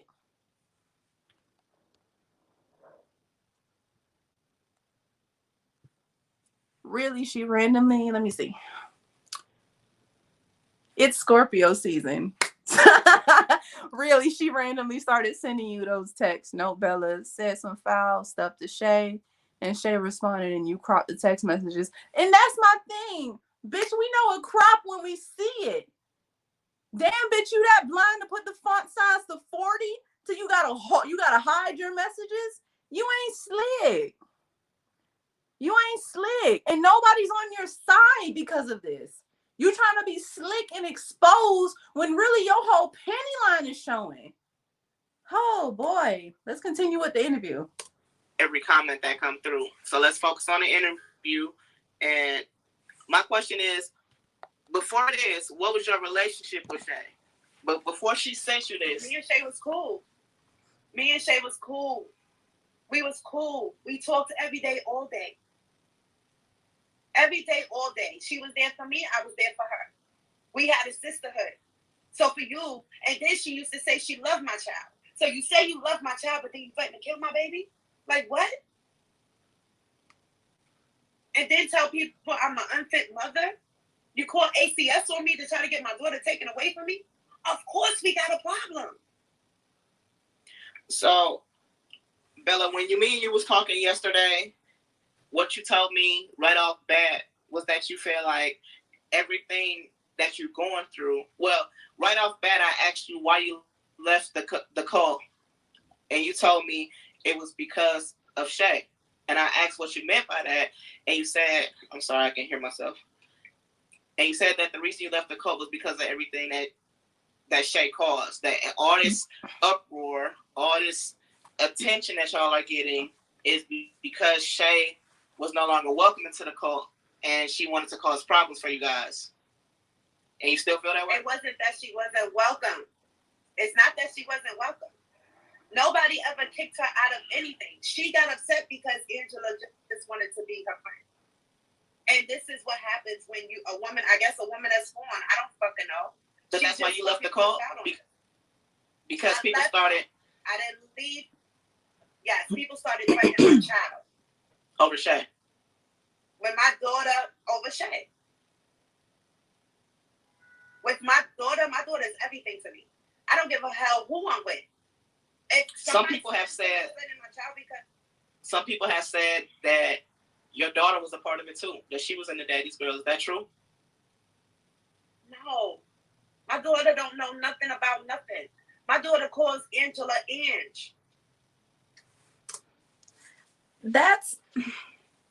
I'm going to just say this. It's hard for me to believe your daughter doesn't know anything, absolutely nothing, when she's in the twin bed next to you, watching you get pissy drunk, talking about daddy, daddy, daddy, daddy. Like, that's really hard for me to believe she don't know nothing about what's going on. Absolutely nothing. When she had to get you water when you got pissy drunk on live, but she don't know nothing. Okay. Bella, y'all will never be cool. Y'all were arguing over the same person. And you know what? Just to add another perspective in there, I feel like Bella is very, what's the word? Like I said earlier, I think Bella does have some kind of provider parent abandonment issues. And I feel like because her and Shea were so close in the beginning and then everything went south, I feel like something in that scenario had triggered her abandonment issues. And now she hates Shea just like she hates everybody else that's left her, even if she was the reason they left. I feel like there is some kind of abandonment issues, and she has some attachment issues that makes her feel so strongly when somebody leaves. It doesn't justify the action behind the why, but like I said, it does help to have a why behind it so you can kind of understand. Because it's just like, where's this hatred for this girl really coming from? You know? Girl, your daughter, you are. And yeah, branded like a fucking cow. But you teaching your daughter how to love herself. All right. Branded like a goddamn cow. She don't know nothing about nothing. She be chilling. She don't be in nobody's business. My daughter right now back here on the damn computer. She don't pay attention to shit. That might mean your daughter is disassociating, beloved. And we're going to keep saying that Bella is 40 and she's acting like somebody younger than me. I'm 27. You bragging about how your daughter is always on her phone and, you know, always into something else. I think she's disassociating. Just the thought, you know. I think she's trying to avoid the bullshit that you have her in. You don't think? Let's continue. So why would people say that? Somebody else said that I sold my daughter to Angela. What? What are y'all talking about? Another thing I saw on TikTok, there's a gentleman, and his name is King something. He's a TikTok user, a popular TikTok user. He was initially a fan of Angela, but now he's saying that after you and him hung out, that you gave Angela or somebody in the cult his number. And from there, Angela asked him to buy his daughter. She asked how much his daughter was worth. She said that his daughter was pretty and that she wanted her to be a daddy girl. You know, what's up with that? I don't know what's up with that because I never gave Angela anything. You didn't give Angela that man number? Honestly, I didn't even know. Honestly, I didn't even know he had a daughter. The video that I came across of him on my For You page was him buying his son a new phone. I didn't even know he had a daughter. And I'm not the type of person to put people's phone numbers out there. Now, let me see. Lies, Bella definitely. Oh, lies. Oh, I'm sorry, Kiva. Lies, Bella. Okay, I'm reading it right. She definitely knew about Angela. Embarrassing. This is forever on the internet. Video footage don't lie. Yeah, exactly. Video footage don't lie. And then she's saying here that she didn't know, like she didn't know this man had a daughter, and she's not the one to give out phone numbers. I find that very hard to believe because you met this man, and she's talking about DJ Soul Child, King Gianti, JEANTY 1989 on TikTok. She's talking about how she didn't give out the phone number, but Bella, you're the only one that's met him. There's video footage of y'all at the bar together. You're leaning up on him. How else did the whole entirety of Angela get his number if it wasn't an inside job? People not as stupid as you, mama. Yeah, her daughter is going to be scarred for life. Her daughter's going to need therapy after this. Her daughter's definitely going to need therapy after this. This is very traumatic to watch your mother participate in, you know?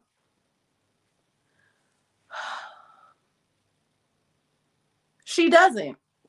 Otherwise, she wouldn't be so okay with staying in a hotel when she knowingly has given somebody over $2,500. Apple Watches just off the slab is not cheap. She could have got an apartment or a debt, or she could have paid to rent a house with that money.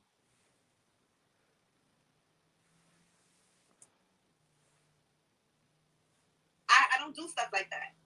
Why does he think that you gave out his number? Because he got beef with Angela now, and now me and him got beef, so he thinks, I guess I gave her the number.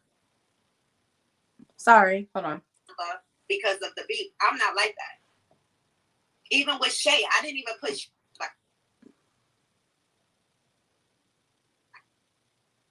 You getting a phone call? What just happened? Huh? She went out? Okay. Can you see me? See you, and I can hear you. So you're saying that you didn't get this man's number out? By no means. Oh, it's frozen again. Okay. So you didn't give his number out by no means?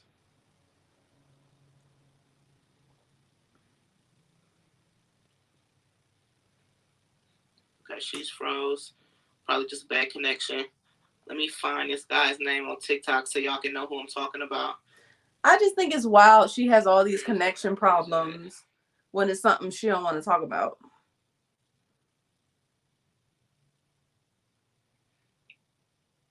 Damn, I can't find it. No, Angela wasn't calling me. That was actually my sister calling. Okay.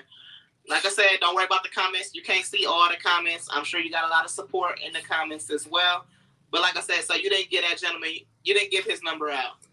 And, you know, I feel so bad because you could tell the host is trying to reel the conversation back to the topic at hand. And the topic at hand is her experience and her perspective in the Daddy's Girls cult. But Bella keeps making it into a conversation about Shea. And you could tell that the host is getting frustrated because she's like, okay, well, what story is the truth? You know, she's getting frustrated at the fact that the conversation is going all over the place. And even if you look at it in a comparative stance, when you look at how she interviewed Shea, I mean, you could tell Shea was like floored with the screenshots that she had put up, but she kept her ground. She said her shit. She admitted to it. It's like, Bella, you can't get nothing out without her getting mad about something. And, you know, I feel bad for the host because essentially this is a waste of time for everybody. If you don't want to answer the questions, why are you being interviewed? If you don't want to take a neutral standpoint and say what was, why are you doing an interview? Why are you wasting people's time? You know? I'm not even that type of person. Ow. One thing I did notice, and I think a lot of people right now, a lot of people are in a group thing. So many people are interested in this. They don't really care what the truth is, whether you telling the truth, whether other people are telling the truth, whether Shea telling the truth. Everybody is obsessed with this story. And one thing I noticed is that when he screenshotted the message, he only screenshotted specifically those 3 messages. We can't see the number. We can't see the other messages. So I just thought that was strange. But when somebody asked about it, they was attacked in the comments. Oy. So how do you move forward from here? What are you actually wanting this interview to achieve? Because I know at first you didn't want to do it. I don't want people to see me as a mom. Yeah, you have to talk me into doing this. Yeah. Because I'm being seen as a monster. I'm being seen as a bad mother. I'm being seen as a terror. I'm being seen as a sex trafficker person. I don't do none of that. I deadbeat positive. My lives are always positive. I'm always telling people. I'm always uplifting people. Always. The reason why I attacked Shea is because she attacked my child. And I need for people to understand that. And if you are a mother would definitely understand that.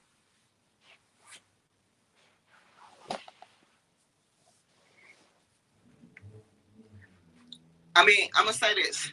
I think it's fair to say that the relationship that you was in with Angela, with Shea, with the young lady Bunny, it's a unique situation. It's a strange type of situation. I know that poly relationships are, kind of picking up, I don't want to say picking up steam, but I know that it's becoming a thing that people talk about. I know that poly is becoming more normalized. But it was poly relationship, or it seems like, honestly, like Angela might be slightly narcissistic. Was there anything toxic about the relationship? Or you just feel like it was a poly relationship? No relationship is perfect.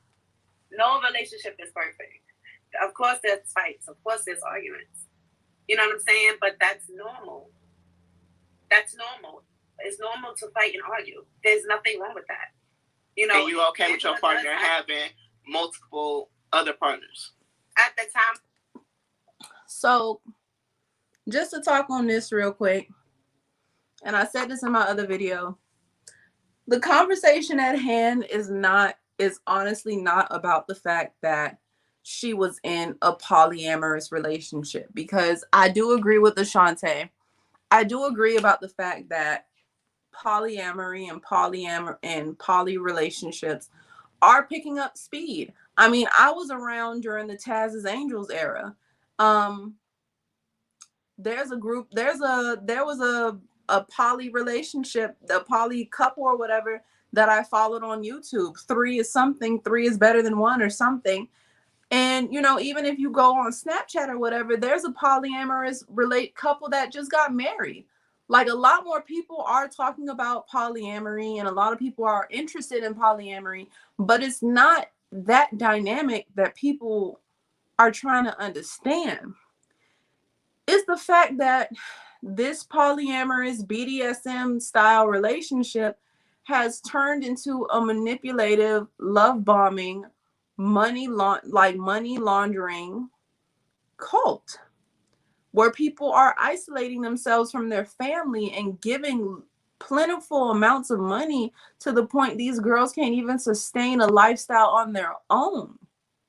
That's the dynamic that people don't seem to grasp, and rightfully so. That's not normal behavior. Let's continue. I was. What about now? No. You're not okay with that anymore? I'm not doing this again. Ever again. No. So you out and you're not going back? No. So a couple months from now, I'm not gonna see Daddy's Girl back on your bio. Nope. You will not. They never said Daddy's Girl on my bio. I mean, but I'm gonna say this. Some people are saying that. See, I wish somebody would have slapped this bitch, cause she's literally she's picking and choosing what to dissect from the entire conversation now. She's literally dissecting everything that she's saying to downplay the conversation because she feel like if people aren't going to listen to her, then she's not finna listen to nobody. This is the childish shit that made me like disgusted with Bella at this point. Let me see. Yes, and people are not doing these poly relationships right. They're being used for sex and money in these new relationships. Exactly. I'll be completely honest. I was in a daddy dom relationship, and that nigga took care of me. Like I ain't have to worry about nothing. These bitches cash apping money left and right to this bitch, and she supposed to be the daddy. Oh please, please. The only reason you backing off now is because you want to make it seem like left. She just are trying to get not at all and child protective services and stuff off your back. No, because if that was the case, the first time ACS was called on me, I would have stopped. I didn't. But it's becoming too much now. It's becoming overwhelming for me. I have to protect my peace. And I have to protect my daughter. So people could feel however way they want to feel. But I'm in a whole nother relationship. How do your new partner feel about all of this? Don't you, and how do they feel about you having Angela Nag tattooed on you? Well, this tattoo has to get covered, of course. My new partner she's like whatever, but she's also very protective with me too. This is not somebody I just met. This is not somebody that don't know me. Bella don't know how to be alone. Bella don't know how to be alone because y'all see how she was so infatuated, so in love, and not for nothing, lesbians do move fast, but y'all see how she was so into Angela. She was so about Angela, dedicated to Angela. And now she's trying to sell this story that she's moved on. And now she's in a happy relationship with another protector. I wonder what happened to Bella to make her feel like she has never been protected growing up, that she needs safety and security from everybody else, that she feel like she can't have it in herself. You know, I'm really wondering what happened to her to make her so loose-ended with stability in her life. Because it feels like she never had that safety net, or she don't feel like she deserved that safety net. And it's starting to run a theme with me how apathetic she is with Shea's with Shea's story of abuse. I'm starting to get this idea that Bella was abused and nobody believed her and nobody protected her. I'm starting to get this theme out of Bella. Maybe that's just me.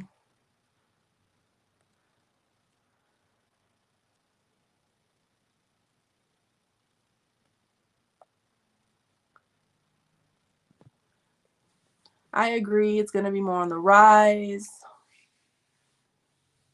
This is true. And, you know, actually, Kiva, Come Get This Commentary, she actually did an interview with one of the fans.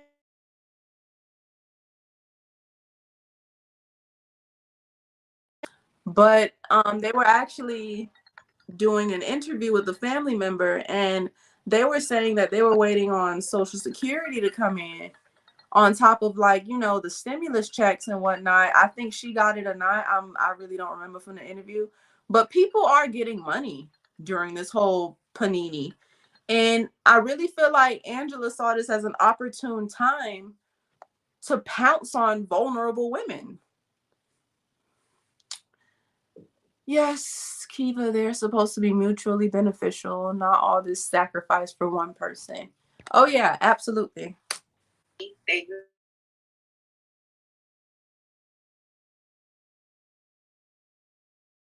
Because it's not.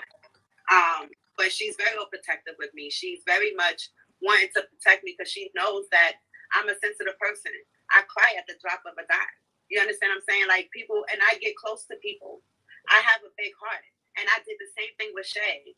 I got close to her. And I thought that she was a friend. I really honestly believed that she was my friend. I really freaking did. I really did. Even after she left, I was still talking to her. When she went to the mental hospital, I was the last person she talked to. Me. She was texting me. So it's like, I never put your stuff out there. I never put your dirty laundry out there. I never did anything to hurt you. Me personally, I never did anything to hurt you. But you decided to attack my child. Let me ask you this. When I interviewed Shea, she talked about a time where somebody had a punishment. It wasn't her. I'm guessing Bella. I mean, you're Bella. I'm guessing Bunny.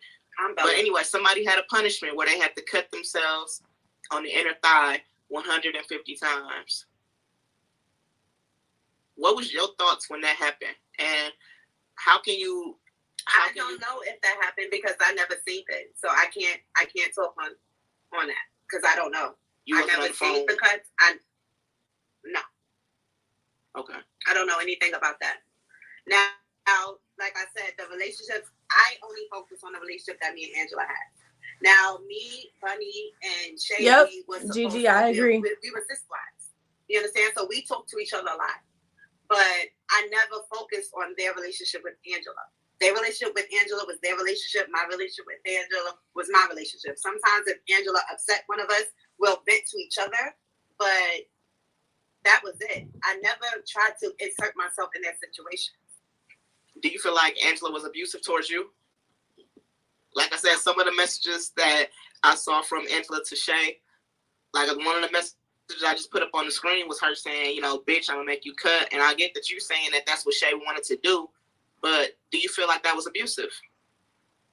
Bella fall in love because she don't have no love to keep for herself. She ready to give out what she don't have for herself. You don't feel like there's no manipulation? Just like with me. No, just like with me. Angela was giving me what I wanted. That's just what it was. I don't feel like she has another girlfriend. So whatever any girl that she messes with, she's going to do whatever they want to do to please her. And that's just what it was. And Shea don't want to admit it, but Shea is a cutter. Shea has a whole A in her leg because Angela wouldn't pick up the phone for her, so she kept cutting herself until Angela answered the phone. There's also messages that you have where she's telling Angela she want to cut, and Angela's telling her, no, do not cut. So how is that somebody that's abusing you? Sound like you're asking for it to me. See,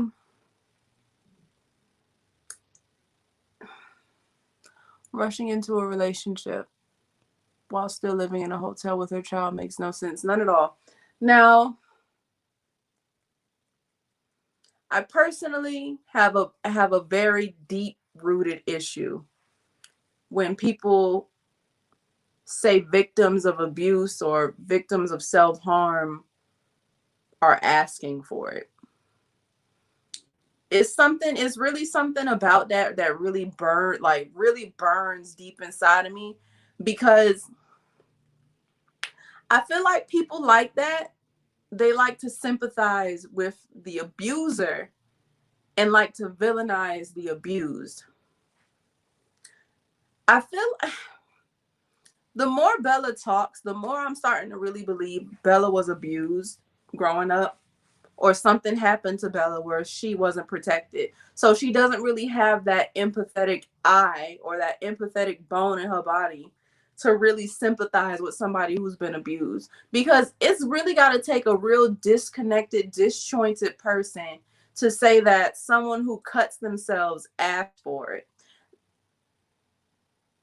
I myself, I always believe people are pushed to certain things.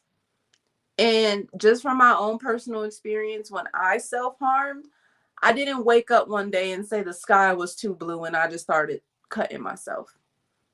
So how dare you, fucking Bella, say that somebody asked for shit to happen to them?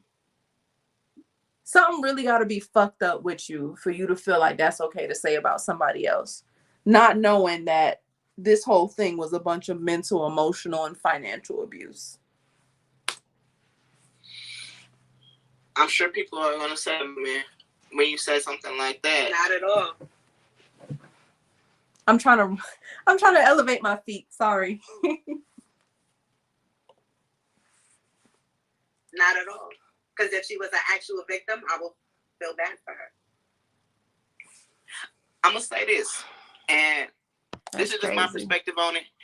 It seems like everybody played a role in all of this. I don't think that... Definitely. I don't think you're innocent in this.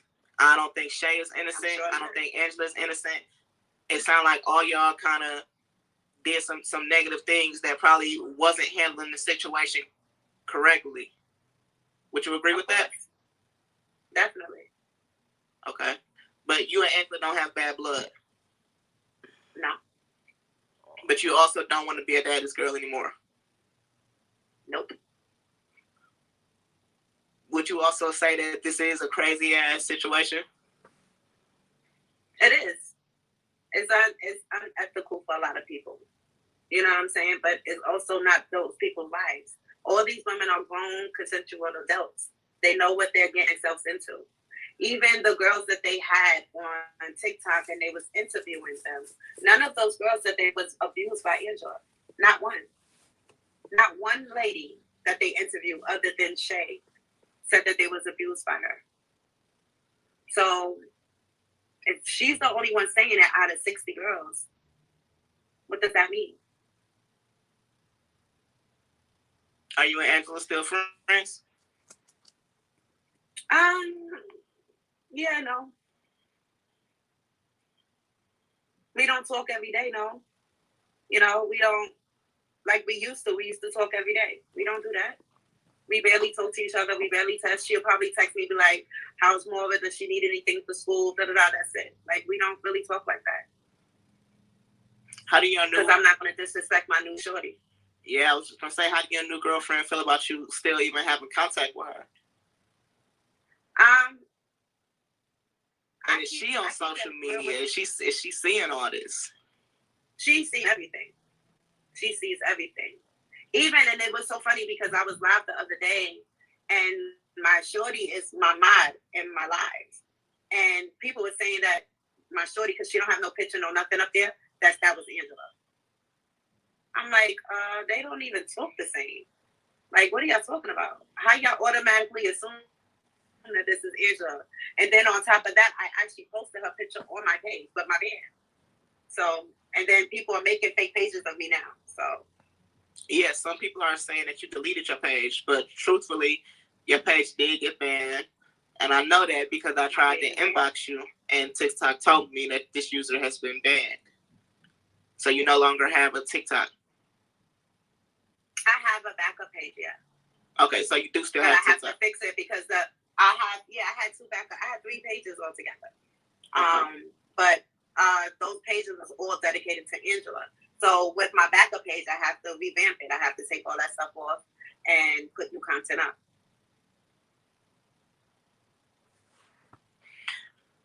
How do you get away from all this? I know that this girl, you and Angela are no longer in a relationship. And how long has it been since y'all have been to officially break things off? The actual date? Not the actual date, but I'm about to say it's been like a month and a half. A month and a half, so sometime in 2 months, August. So since August, in October, no, it wasn't August. We're in October. We're at the end of October. So we probably broke up September. Okay. Mm-hmm. So it's been since September, and constantly you're still getting harassed, threatened. There's a petition out. People are wanting ACS to bring charges against you. The only way I could think Bella has moved on so quickly is there was disconnect already happening in the group to the point she was already emotionally disconnected, but she held on because, she held on. But I don't know. Tell me what y'all think. Like, to be honest, I really think Bella is lying. Like, I really think Bella is lying. I really think, like, Bella is not being transparent and she's not being honest. She basically took this as an opportunity to just attack Shea. So it's weird to me.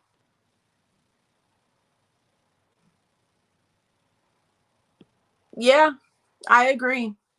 She really needs to find a different priority because TikTok just ain't it.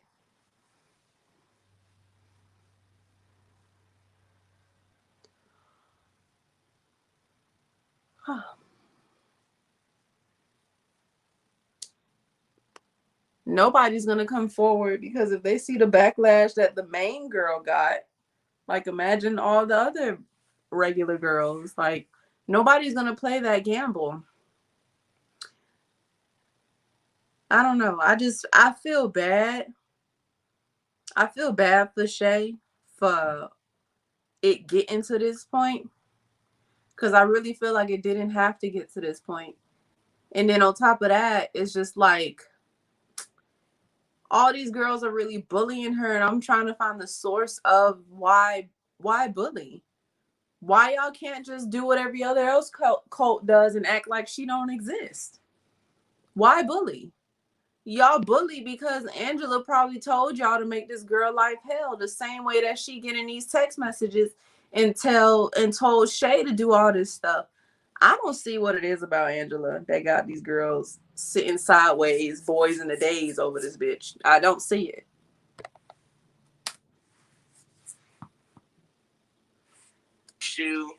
How do you get away from all this? I don't know, because even when I go live and people come in there and try to talk about Angela, talk about the whole situation, I tell them we're not talking about that. This live is a positive live. Like, we all about positive vibes in here. I'm not bringing up none of that. That has nothing to do with me. Do not ask me any questions about Daddy's girls because I don't know. But they still try to pull me in.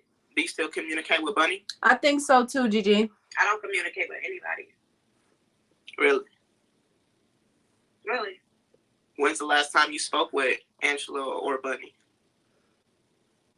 Angela, I think, might have texted me maybe last week. Bunny, I haven't talked to Bunny since me and Angela stopped talking. Okay. But you were on live with them last night, right? And that's what's crazy to me. That's really what trips me out. Y'all just gonna have to get my glasses for the rest of this live. But that's really what, oh fuck no, never mind. That's really what trips me out about this whole thing. What the fuck is her name? Bunny was supposed to be your girl. Like, Bunny was supposed to be your friend. You literally was sitting there talking about Bunny was better than Shea and blah blah blah blah blah blah. And then when shit hits the fan, Bunny don't even talk to you. How does that feel? I was on live with Angela last night, yes. Because Angela was defending me against that guy who has been threatening me. And this is the guy who says that you gave Angela his number. And the one that says yes. Angela is wanting to groom his 10-year-old daughter. Yeah. Is there any part of you that believes Angela could have sent those messages? No. There's no part of you that I don't believe it. No. And I don't believe him because he was saying, like, while he was live, they found an IP address. How you find an IP address for a text? IP addresses is for websites and pages and internet, not for text messages. Yeah. So I don't really know how. And he said the IP address went back to Michigan. I don't know. I don't know how. I don't think that's true. So what's your plans moving forward? To live my... I think, yeah, I think she's still talking to her. I think what he meant to say was reverse search. Fun fact, I used to work in fraud, so a bitch know how to find somebody if I really want to. It's nothing to reverse search a phone number and look up the address and find the address and everything. Like, funny story, well, not really funny story, but my ex-girlfriend felt the need to hit me up one day on my phone number at midnight, talking about how they in a relationship and all this stuff. And you know, at first, like, I ignored it and shit because, you know, I like to get my beauty sleep. Then she found it upon herself to message me on WhatsApp. She sent me videos and pictures and stuff of them, like, doing all the stuff I asked that nigga to do. Anyway, and I politely had told my ex, I sent a screenshot of her phone number, her address, her mama address, her mama address, and her grandparents' address, on top of phone numbers and businesses and and email addresses and stuff. I said, you need to tell this bitch to leave me alone, or I'm taking all this shit to the police, or I will personally find her. It's really nothing to find somebody's entire existence with the phone number. It's really not. Trust me, it's not. My life to build my relationship with my girl and to be happy. I don't encourage that behavior, but, you know, if you getting harassed, you know, do what you got to do to back somebody up off you. That doesn't entice violence. Chill. Like, I am a peaceful person. I don't go around messing with people and bullying people, but if you bully me, I'm going to bully you back. That's just what it is. I'm not a punk, but I don't go out looking for fights. No. So I've been chilling. Like I said, I've been on my live. I've been talking to different, I've been meeting a whole bunch of wonderful queens, and we've been getting along just well. Like, everything is good over here. Like, I've been chilling. I've been happy. I've been stress-free. But then all of this popped back up, and then my name gets pulled back into it. And I'm like, I'm not even with her anymore. Why are y'all talking about me? Why am I? Leave Scorpios alone. So why do you think your experience as a daddy girl, as Angela's girlfriend, was so different than Shea's? Because another thing Shea said, hold on, before you answer that, another thing Shea said when she interviewed with me was that one of the punishments she did was one girl was cutting, but she wasn't cutting correctly. She wasn't cutting neatly. And because of that, Angela beat up her and another girl, her and Bunny. And so you're saying that Angela has never been abusive, that you have never experienced that, you've never seen that side of her. Why do you think that your experience was so different? I can't answer that. My relationship with Angela was different because I got to know Angela. It wasn't me getting to know Daddy. I got to know Angela. You know what I'm saying? I knew pretty much all the things that turned her on, off, favorite color, what she likes to do for fun. I knew everything. It wasn't a sexual, well, of course I was sexually attracted to her. But when I started talking to her, I wanted to get to know her. Want to know what her favorite food was. First of all, I wish Twinkle Twinkle Little Star would try to fight me because I didn't cut properly. 2, Bella Shea has said you finger fucked yourself in the bathtub on FaceTime with Angela. That Angela has watched you showered and didn't like it. Like, oh, bitch, please. You know what I'm saying? Like, and we used to laugh and joke and play all the time like we're goofy. Anybody that sees us laugh together. Yep, cell towers. But I also know how to read her. These girls, I studied her. These girls didn't take the time to get to know the real her. I did. Are you still in love with Angela? I do love her as a person. I don't think that she's a bad person at all. She has a really big heart. So with her wanting all these girls to pretty much worship her via social media, promote her pages, and make her their, daddy or God or whatever it is, do you think it's an insecurity thing or what? Where is all this coming from? That she has? Yes. An insecurity that she has? Yes. Or like some kind of desire to be worshipped, some kind of narcissistic qualities? No, I don't think that that's what it is. Like I said, she never initiated the God thing at all. That was us that did that. She never initiated that, so I don't think that's what. But she did tell y'all that y'all need to pray to her. That was in a text message as well. That was after. That was way after the God is calling her God. That was after.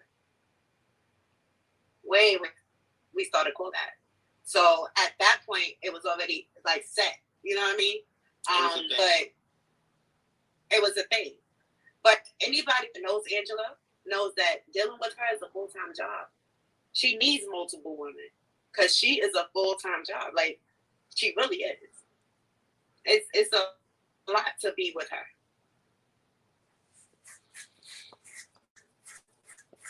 And I guess it was too much. Honestly, I was happy to have the help. No, I was glad to have the help. You know what I mean? I was glad to have somebody to help me with her. Don't you think that you're enough for one person? Fuck no. I do. But at that time, I'm a good woman. At that time, I was into her. So I wanted to try the poly thing for her. Because now that I tried it, would I do it again? Yeah. And let me just say this. Because I tried polyamory for the first time with somebody and I don't encourage it. I think you should have some kind of experience when it comes to that. Because there's going to be new feelings and there's going to be new, like, things in the whole polyamory thing that really could set somebody off, you know? And I think you should really have an understanding of yourself and where you stand in polyamory and not trying it out for the first time with somebody who's more open to it than you. Like, I think it should be a mutual thing that you both want to try it and not, you know, you try it for somebody else's, brownie points, if that makes sense. Would I do it again? No. Kiva. I wanted to try something new with her. What do you think it is about Angela that draw people in so strongly? Them contacts. She's funny. She's goofy. She's loving. She really is. She really is. People that don't know her and they come to her life, they fall in love with her. You know, but, you know, with all the negative things going on about her. See, and don't y'all hate me. Don't all 7 of y'all hate me. But Angela is not ugly. I think Angela is cute. But she's not cute enough for me to give her my retirement. That just, it is what it is, you know?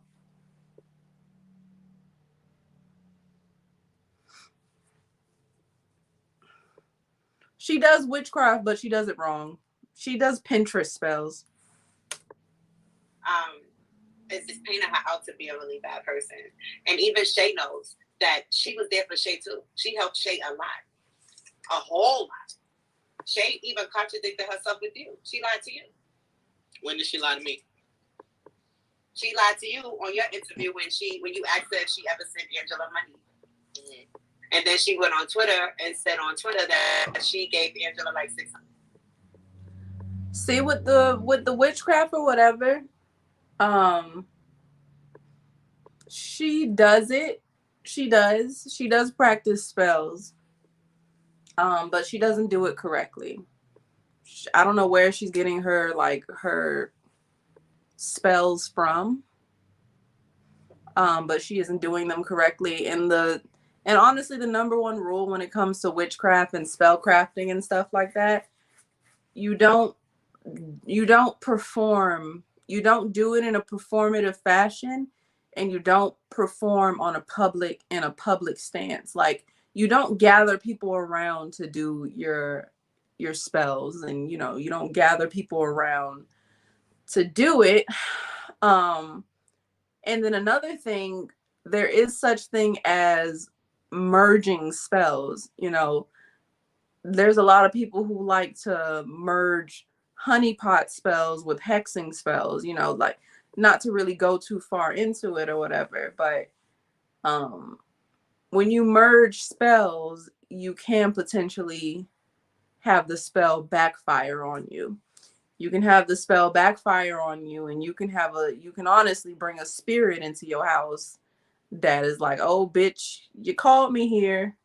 You know, I'm gonna lay up on the couch for a little bit. You know, it's really dangerous stuff to do if that's what you believe in. I won't go too far into it, but you know, it is dangerous. And yeah, Gigi, it's supposed to be private. When you're performing hexes and stuff like that. And God, I don't really want to go into it too much, but she was basically trying to perform a hexing slash binding spell. And yeah, she did it very wrong. If you look up the significance with red candles are very like passion, love, attraction, infatuation. Love spells are usually done with red candles. White candles are usually done with protection. Apparently there's allegations that she does infatuation spells on these women. But the fact that she does it live, and the fact that she does it publicly, and the fact that she does it to serve her own vanity, I don't think the spells are working in her favor. That's all I'll say about it. Hi, not Matthew. Let me see. What's your thoughts on LeBron James?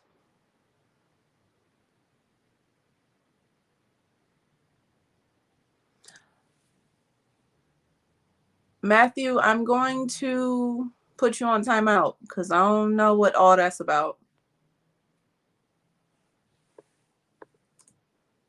$100, but then Angela be right back, people. On her. She was spoiled as fuck.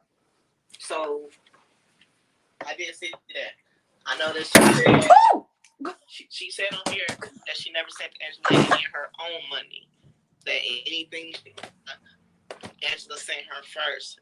And then I did see her going back and forth with you guys, sending screenshots. God damn it, Angela, you broke my fucking chair. Angela money.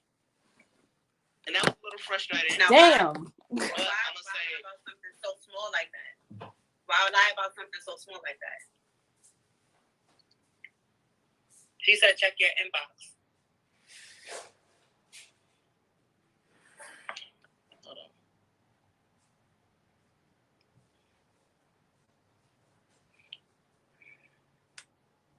So this is Shea sending me a text message from you. I'm not going to be able to get it on the screen. Yeah, I'm not going to be able to get it on the screen. But you are texting her, and it's a similar situation where you're sending her texts back to back. She hasn't responded, and you're saying, you couldn't even give me that, and I want to fly out, but you won't let me, but she could. How is that right? How is that fair? Does Kayla have 30-something cuts on her body for you? Oh, okay, so I guess this is you to Angela. Has she given you her soul? And that says my name on it? To you? Yeah. That text says my name on it? Yes. Hold on. Go ahead. I wish I could send it to you. Oh, but then it also says, that's right. You said can send it to me afterwards. You said you wasn't going to meet up with any more of them. It's like shit on me for them. I would never do that to you. You played the fuck out of me. And me being so in love, I didn't see the game you were playing with me. You call me stupid. I feel that way because of you. So this is Shea sent me this. It says Bella at the top, so I'm guessing this is what you sent to Angela. And I guess the main text message that I'm supposed to be focusing on is you saying, does Kayla have 30-something cuts on her body for you? Of course she's going to say that. Of course. And the crazy thing is, once again... Is that an actual text message? Is that real? I don't remember that text message at all. And that's to everything I love. I don't remember ever sending that text message. But once again, this is what happens when everybody asks to interview me and to talk to me.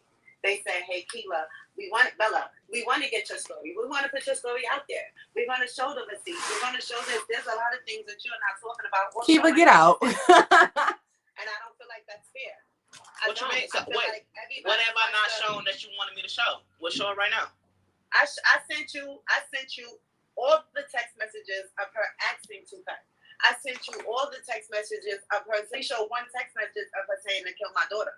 There was a whole bunch of, that's 5 text messages alone of her texting about my child. That's what this interview was supposed to have been about. You told me on the phone. See, my thing is, Bella, you can't control the pacing of an interview. And you know, she's getting upset that the interview is basically out of her control. But it's like, Bella, you can't control that. So I don't know what she's really getting upset about. Spoke about Angela, but this is what so far at the whole time we've been on this interview, that's all we talked about. So we haven't talked about what your experience with Daddy Girls, and what you said from the beginning. But was you that said you that feel would like, not be the focus. Well, what I wanted to give you was the opportunity to defend yourself, and that is the focus. Me putting out there, like I said, it is several messages of the same thing.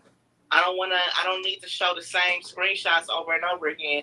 Yes, and that's why I said Shea played her part too.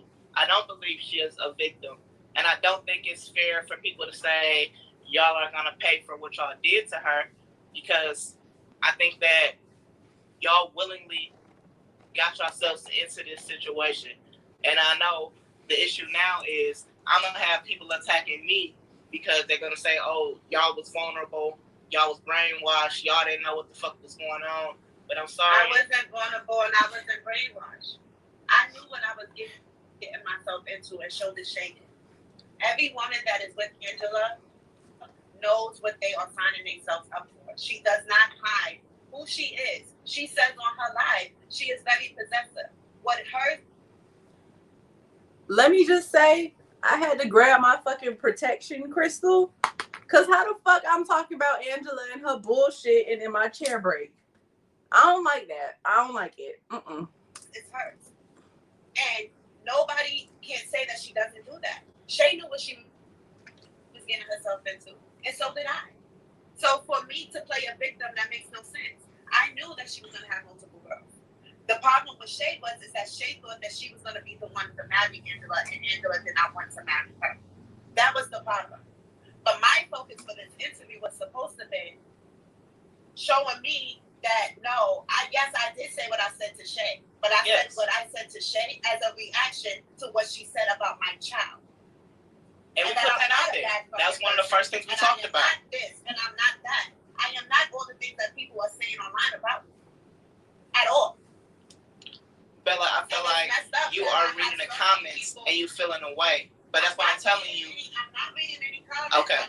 I did not read anything. Okay. I'm saying the comments that's popping up on the screen. I see you reading. She's definitely taking this interview too personal, and she's definitely what I'm saying is getting offensive at this point. Just talked right before this interview. Absolutely. Right? You said he was like, Bella, I want to show you. You was like, yo, you mad cool. You was like, I want to show you in a different light, because the way people are seeing you is that you're the monster. But as we're talking, I can see that you are not the monster. You are a cool ass girl, and I really am. Everybody that gets to know me loves me. I do feel that way, but at the same time, Bella, you have to understand, you and me talked for hours yesterday. We have 1 hour. Our 1 hour is actually up right now. It's only so much I can pack into an hour. Regardless of how I feel, regardless of everything you sent me, I've already shown the text message where she sat up there and said, "I will kill your daughter." Yes, it's 3 pages of that, y'all. Just so y'all understand how intense it was. That 1 page I showed y'all is 2 more additional pages. You know what I'm saying? That's not the only page of her saying those things. So we all need to be on the same page. Spit on my child, on my mother's grave. Yes. She's gonna bury my child next to my mother. Like, who says that about a kid? A kid It was that you very so intense. love. It was very disturbing. I'm not even gonna lie. Some of the other pictures that Bella sent me that I didn't even want to just put on here because they were so disturbing was the cuts. And I don't think the reason, Bella, I'm not gonna show those also is because no matter what you say, and I understand that you're saying that that's what Shea wanted. Shea was a cutter before Angela. I get that. You know that. But at the same time, nobody that's watching this is gonna It's no way for them to understand cutting. They can't wrap their mind around. At the same time, Angela told her to do that. Yeah, and for her to cut an A onto her leg, she is disturbed. She is vulnerable. I don't know whether she was manipulated or not. But if somebody doesn't understand that, then try to understand it. Don't just automatically judge something that you don't understand. Right. That is the problem. People are. That's your problem right now. Don't understand. That's my problem right now. Your problem is that people don't understand it and they judging, and you feel like Shea has put a negative. She has put her perspective out before anybody else and made it negative. People don't understand 4 months. She was putting stuff out for 4 months. We didn't say anything for 4 months. 4 months. She was on Twitter going crazy. And we was quiet. We didn't tell nobody her business. We didn't say nothing. We was quiet. She was on TikTok putting videos making fun of us. And then when we clap back at her, she bans our videos. But all the videos. See, this is what I don't agree with. Again, it's the conversation of you don't keep it, go away. like it goes back to the conversation of people don't do stuff unprovoked. People don't jump up one day. Yeah, people don't jump up one day and be like, oh, fuck your kids, fuck your dead parents. Like, nobody jumps up unprovoked and goes off the handle like that.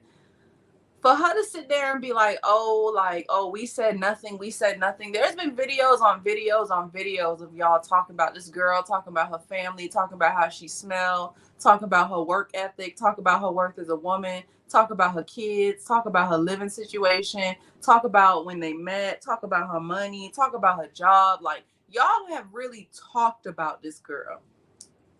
Y'all have had whole videos and interviews. Y'all brought in Angela's. Y'all brought on Angela's sister. Y'all brought on Angela's husband, baby daddy, African honeypot, whatever she want to be that week. Y'all have brought on whole interviews talking about this girl Shea. But then y'all act like y'all should be clutching pearls that Shea is like, fuck y'all. Like, I don't understand. This victim mentality ain't clicking. Videos of her talking about us is still on her page. On the top of that, this was not about saving anybody or putting awareness to anybody. This was about her trying to get clout and trying to become famous. And now she has that. She also the big thing that she did say was that she wanted to bring awareness, and that's not true. That was never the purpose. That wasn't true. That was never the purpose. Her purpose was to ruin Angela's life. Do you think if Angela would have never told Shea she just wants to be friend, none of this would ever happen? She would still be in that girl? If Angela never said that, she would still be with Angela. She still calls Angela and FaceTimes her. Still, Angela was on live and she was FaceTiming Angela while she was on live. Why are you still calling and contacting your abuser? Let me ask you this. Do you feel like Shea ruined your relationship with Angela? It did cause a strain in the relationship. Yeah, of course. Of course. It did. Because I used to get upset. And I would take out my frustrations, like not really take it out, but I will cry and be upset with Angela. So if none of this ever happened, going back and forth. If none of this ever happened, if Shea never does the interview, she never comes out and says, this shit is fucked up, you would still be with Angela too. Yeah, I probably would still be with Angela. And you would still but when the threats came across my daughter, yeah. But when people start threatening my child, that's a whole nother situation, baby. I gotta step away. My child is more important to me than Angela and anybody else. And you never gave your daughter to Angela. Your daughter was never going to be a daddy's girl. Hell no. My daughter calls Angela Ange. It's people saying that it's lives where your daughter is calling her daddy. My daughter never called Angela daddy in any lives. I want to see those lives. Okay. Morgan, you ever called Angela daddy? Morgan, you ever called Angela daddy? Are you sure? Because got a video of you saying, calling Angela daddy. This interview is a fucking mess. She just waves her head. Yeah. She ain't got time for this shit. Okay, well, Bella, we're gonna go ahead and wrap it up. I hope that you did get everything you wanted to say out. I know you feel that I didn't post everything. And like I said, the reason being we only have 1 hour. I didn't want things to get redundant, but I will say that the text message you sent me were extremely disturbing. She did say multiple times that she would spit on parents' graves. She said that she would put your daughter next to your parents, as in killing her. The disturbing messages, it was very intense, and I do believe it's a woman's form. It's a woman that is bitter that The foundation already had holes in it. You were still a part of it. There wasn't nothing solid about it to begin with. But that's not my fault. I still tried to have a friendship with her. I still you feel like your friend betrayed you? Hell yeah. Hell yeah. But she was betraying me the whole time while she was a daddy's girl too, and I didn't even know it. She was never my friend, and I thought she was. And that hurt me because I opened up to her. Just like I thought she opened up to me. I thought that we really had a bond and a friendship. But that's not what it was. She was stabbing me in my back the whole time. She was trying to get Angela away from me the whole time. You don't think that would hurt me? Yeah. Like, come on. I was there for that girl for everything. For everything. Everything she was going through, I was there for her. When she tried to kill herself, I was there for her.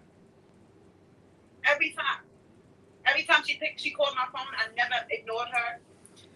She missed Shea. And she still care about Shea. But it's because she care about Shea still that she hates herself. And she goes so hard hating Shea. I was always there. And then you threatened to kill my kid. So, it is what it is, though. Yeah. But it hurts. So at this point, you feel like you've lost your friends, your sisterhood, and Angela. Yeah. How does that make you feel? But I'm fine with being out of it. You know what I'm saying? I'm fine with it. Like, I'm okay with it. You know, I accepted what it was. I accepted what it is. I moved on it.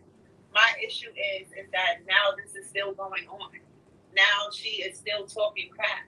Now she is on live with her mother telling people that I sold my daughter. Like, you still got my name in your mouth. Why? I'm not even a part of it anymore. I'm not even talking about you. But you still talking about me and my child. And I'm not understanding why. I left it alone. Do you think that y'all can ever be friends again? But I'm the bad person. Hell fucking no. Hell no. I'm going to fuck her up when I see her. And that's on my dead parents who she want to bury my daughter next to. All right. Well, like I said, we're going to go ahead and wrap it up. Like Bella said, her whole purpose in doing this interview is to get people to understand who she is, understand the role she played. And I just want to say, before I end it, you do, just for everybody listening, you do acknowledge that this was some crazy ass shit, right? The whole situation from December to September, you acknowledge that she was involved in some crazy shit, right? Yeah. I don't deny anything that I've done to Shea. I'm not saying just to Shea, but I'm saying overall, being a Danish girl, everything just was kind of a crazy situation. The whole thing was, because it wasn't practical. It wasn't what people are used to. So yeah, of course it's crazy. She is obsessed with Shea. Anybody on the outside that don't know the actual dynamic of the situation would think that it's crazy. Of course. But I'm also happy where I'm at now. Huh? It was nothing for you to leave, though.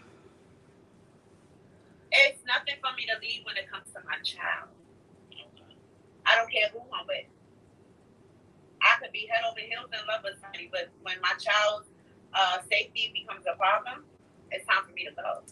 So that tells me that she's willing to act an ass on her own accord, but when it threatens the livelihood of her child to an extent of the law getting involved, then she acts right.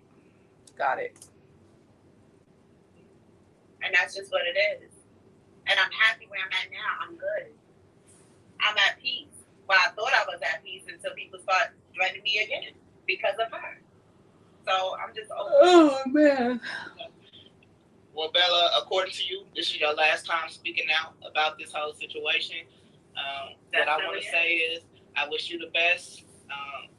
Like I said, I do think you're a cool person. I enjoyed talking to you. We talked for literally hours. Gigi, you might be right. And it wasn't just about this situation. So You definitely might be right. I wish you the most success. I wish you had in your relationship. You deserve better. You know, your daughter deserves better. And I hope that moving forward, you can kind of see red flags before it get into a situation like this. You know what I'm saying? My thing was it wasn't a bad situation. You know what I'm saying? Like it was a good thing. We all used to sleep on the phone together. We all would be on the phone with each other all day long, FaceTiming. Would you be okay with your daughter being in a situation like that? If she wanted to? Safe, yeah, I can't tell her not to. Okay. I can't. You can tell the. I would give her the warning. You know what I'm saying? Just like if my daughter wanted to be a lesbian, what I look like tell her not to. You could tell the host want to end the interview. If you found out she was in a situation where she was cutting, how would you feel? Just real quick. You could tell the host want to end the interview. I wouldn't judge her. I would try to find out what the cause is and what is it about. You know what I mean? Like, why is she doing it? I would try to get to the root of the situation. Okay. All right, y'all. Because there's a reason why people cut. Absolutely. But so in your perspective, Shea was cut because she wanted to, not because Angela was telling her to. Exactly. I wish you would have put them messages up there. Oh, Bella, shut the fuck up. God damn. I can put the images in the comments, but some of those messages were shown when I interviewed Shea. When I told her, hey, I didn't tell you I was going to show these messages, and I showed them. So if y'all go back and watch the interview I did with Shea, you can see some. And she lighting a whole cigarette she wants to cut on live in the hotel room with her daughter. So everybody's biggest thing is just that y'all was brainwashed and manipulated, and the main thing you want to say is that's not the case. Y'all was all there. I'm a very shocked. We was all out of free will. And you consider yourself just a strong-minded woman. Angela, very much so. Very much so. But just like with Shea came across Angela. Angela was Shea's TikTok crush. You know what I'm saying? And she was my TikTok crush. So when we got together and we started smoking, she let it be known what she wanted from the beginning. She let it be known that she wanted multiple women. Of course. Angela got Shea's car fixed. Angela was paying Shea $150 a week to be her personal assistant, plus buy her whatever she wanted throughout the week. Like she said, she was for you. She was true. Angela's From your perspective. You said she was what? That is true. That's 1,000%. She was Angela's princess. And that didn't make you jealous? The mess out of Shea. No. Why would it make me jealous? I had everything I needed from her. I was getting everything I needed from her. I think she was jealous. And I was happy for her. I think Bella was jealous because Shea probably did set a different standard than Bella did. And she probably felt like Bella violated Angela's trust to fully extend herself to her. So she fucked that up for herself, and she probably is mad that Shea was treated differently. But like I said, I haven't posted that video yet, but like I said in another video, like when your first step in showing a dude to a girl how to love on you is how they gonna treat you later on down the line. If you just show them that you only worth Netflix and chill and a bacon sandwich, that's all you're going to get. Don't ask for no steak and gourmet later down the line. It is what it is. I was happy for her to get, like, even when she went to go see Angela in person, I was happy for her. Like, excited for her. Because I knew that that's something that she really wanted to do. I encouraged her. I'm like, boo, you better look good. You better be like this. You better show out when you go. She was like, girl, I am. Okay. All right, y'all. Like I said, we're going to wrap up. This is the Black Podcast Show. Bella, thank you so much for coming on my show. I appreciate you. Me, honey. Yes, I hope that you was able to get everything that you wanted out there. And y'all, she said she is no longer talking about this. She's over this shit. Let's let both of these ladies, I know that we did talk about Shea in this interview, but let's let both of these ladies move forward with their life. And all the internet therapists that's going to get on here and say that I asked the wrong questions, that feel like I asked Shea the wrong questions, at the end of the day, these are women that have removed themselves from the situation. I'm sure Shea is over being involved in this shit too. So let's just let these women move forward in their life.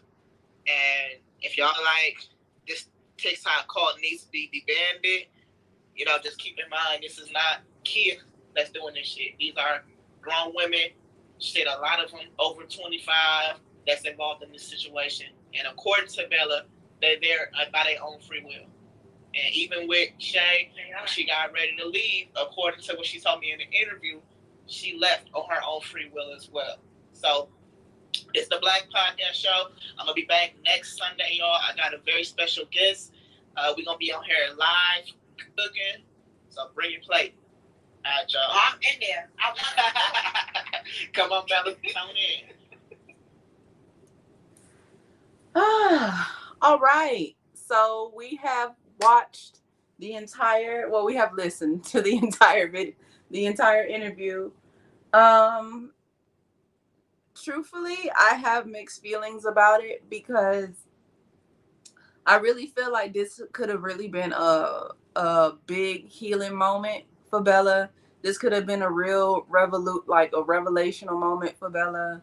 Like, this could have really been something really great Bella could have did for herself. But instead, you know, she let her feelings take over the direction of the conversation. And then it started turning into an attack Shea conversation. And then not only that, like, I really feel like she was deflecting a lot of stuff and she was diverting from the conversation a lot. Like, a lot, you know? And, you know, it's really, like I said in my other video, it's really hard for me to feel bad for someone who willingly participated in bullying and harassing somebody. But it's one thing to make it seem like you were fully innocent in the whole ordeal. That's my problem with it. And, you know, overall, I really just hope that on both sides, they get the healing that they need to get. I really hope on both sides that they can understand why this happened and what not to do for next time. And who knows, Bella might actually do have a new partner and is happy and, you know, moving forward with her life. But then again, you know, she was really evasive in the interview. So it's really hard to see what is truth, you know. But I don't think I have nothing else. I think that's going to be it for tonight's live. I am getting kind of tired. But I really do appreciate y'all sticking with me for my first live. I really do appreciate y'all helping me be comfortable, be on live. And oh my God, this thing is bright as fuck. Okay. So I really do appreciate y'all, you know, engaging and helping me get comfortable with the live. I really do appreciate it. Hopefully, thank you, John. I really hope that I don't know, I might go live again. It's just like with being live, it's like I gotta continuously find stuff to talk about versus like a video is like a designated video. I can record it, then I can go about my day. But definitely I'll find more stuff, more topics or whatnot, or just come and kick it with y'all. I don't think y'all do know, but I do, or I am working on like a book on Wattpad. I put it up in my community tab, but my Wattpad name is Burgundy Bonnet. If y'all like urban stories with fuck niggas and, you know, street life and all that stuff, I am writing a book about it. Well, not about my street life. I don't be in the streets. I be in the bed. But if y'all like stories like that, y'all can go to wattpad.com/Burgundy Bonnet. I do have a story, Do It for the Bag. The link is in my community tab. If y'all want, maybe I should do my show reviews on live or something. You know, I don't mind doing those on live. I think that will be actually kind of fun. But I think that's it. I think we're gonna wrap it up. I am going to actually get ready for bed because, you know, your girl works early in the morning and I'm kind of sleepy. Do a reading. I don't do readings, Gigi. I don't do tarot readings. I love me a good birth chart though. If y'all want, I can, you know, look at a birth chart or two. Do a reading from the book. Oh, do a reading from the book. I don't do card readings. I don't know. Do y'all want me to do a reading? Do a reading from the book? Do a page from the book? Yeah, let's do it. I am gonna have to get my glasses though, because this ring light, this ring light is killing me. Killing me. Softly. No Fuji's. Is that the Fuji's? Yeah, let's do that. Let me grab my glasses right quick. Oi.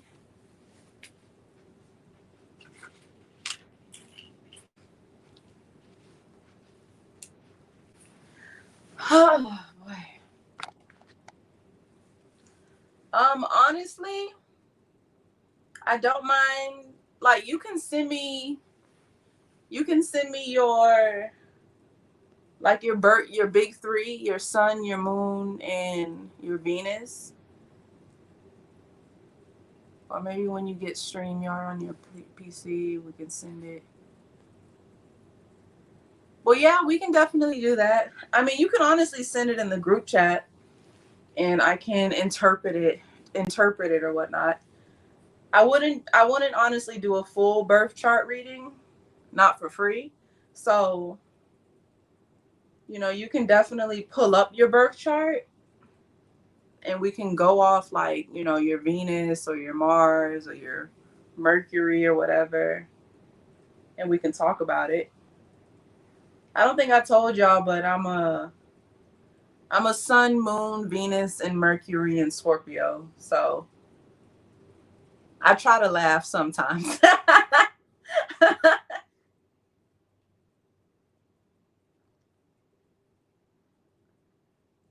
Hold on, cause my computer is low and slow.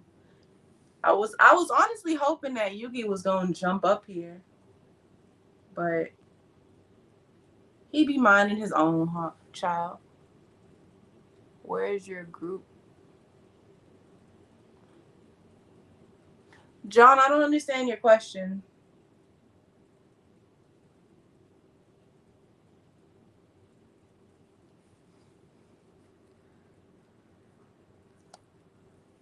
Okay, so I am going to.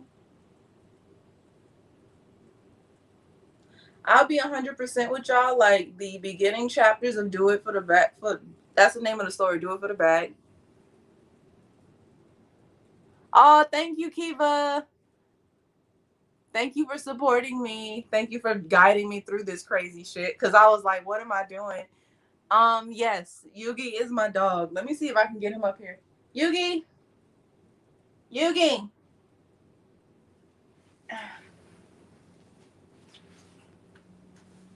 Oh. He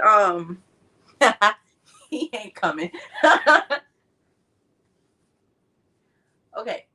I am going to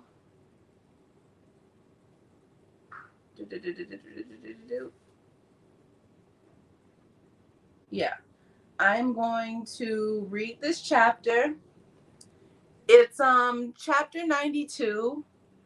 It's chapter 92 on WATTPAD. It's more than likely going to be a earlier chapter in the book, but I'm going to read this chapter. You guys let me know what you think, and if y'all want me to read the next chapter, I will. Remember, everything is for free on WATTPAD, but I'll give y'all a snippet, a little snippety snip.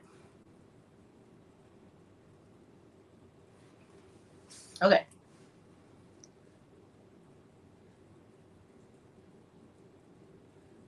All right. Y'all ready? Ready? Okay. I got my crystal over there. Okay.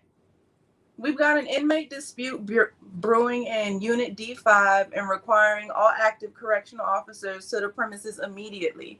We repeat, all active correctional officers to the premises immediately. Trinity shut off her radio and continued to escort us down the pale-colored hallway so we can go back into our cells and sit on lockdown for another 24 hours because some dumbass niggas decided to fight over even dumber shit. I couldn't ask her what was going on in D5, but we both separately knew who was a hot topic in that cell block. The nigga that killed Sparkle. And by the dagger-filled looks on Bullet's face, as ironic as it sounded, I knew he was a nigga of his word when it came to getting shit done. And that's what scared me the most. Let me see. Cool. The other inmates remained silent as we strolled through the halls, the fabric of our jumpsuits rustling against the chains on our ankles. I didn't understand why we had to go through the motions of being pinned down like wild animals when we were just going down the hallways. But I felt like there was a system to all this shit, not only to physically lock us down, but to mentally provide the impact as well. Shit made me sick. One by one, we was escorted back to our cells till it was just me and another nigga left that was in the cell next to psych. If you ask me, that nigga needed to be in psych ward by the way I heard him mumbling to himself the whole time there. Was he even in the visiting room with me? Shit, I don't even know. Thank you, Gigi. Trinity was in charge of our line, and she made the decision to take the long way to this other nigga's cell, even when mine was about to come up in a few more steps. I didn't bother to bring it up, and the other dude didn't either. We just kept walking. Alrighty, inmate, behave yourself, said Trinity to the low-key crazy inmate. He ain't say nothing back but sniff his nose and lay down on his stomach in the bunk, scratching his peasy head and mumbling to himself. When we both got out of earshot, I couldn't help but laugh at Trinity. Yeah, at Trinity MO. So, tell me why that dude not locked in psych? I'm saying dude because I don't want to keep saying the N-word and then my video gets blocked. So tell me why that dude not locked in sight. I knew I wasn't the only one peeping his shit. I mumbled under my breath with Trinity next to me. I mean, if he's not bothering anyone, there's no reason to put him there. For all we know, he could be faking it so nobody messes with him. I nodded my head left and right in agreement. Shit, that didn't sound like such a bad idea. I couldn't help but notice that Tony looked a little dumbstruck when you left from his table. What exactly did you tell him? From the smile on his face, he seemed to have good news for you. Was I wrong? Nah, you wasn't wrong. It was just something else that had popped off that I needed to put him up on. Oh yeah? Like what? She quizzed while looking forward. She always kept a poker face to not throw anything off, and I won't even lie, that shit turned the dude on. But I had to focus right now.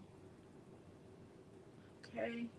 I took a breath, pulled my jaw backwards, and paced my words to make sure no passerby heard me.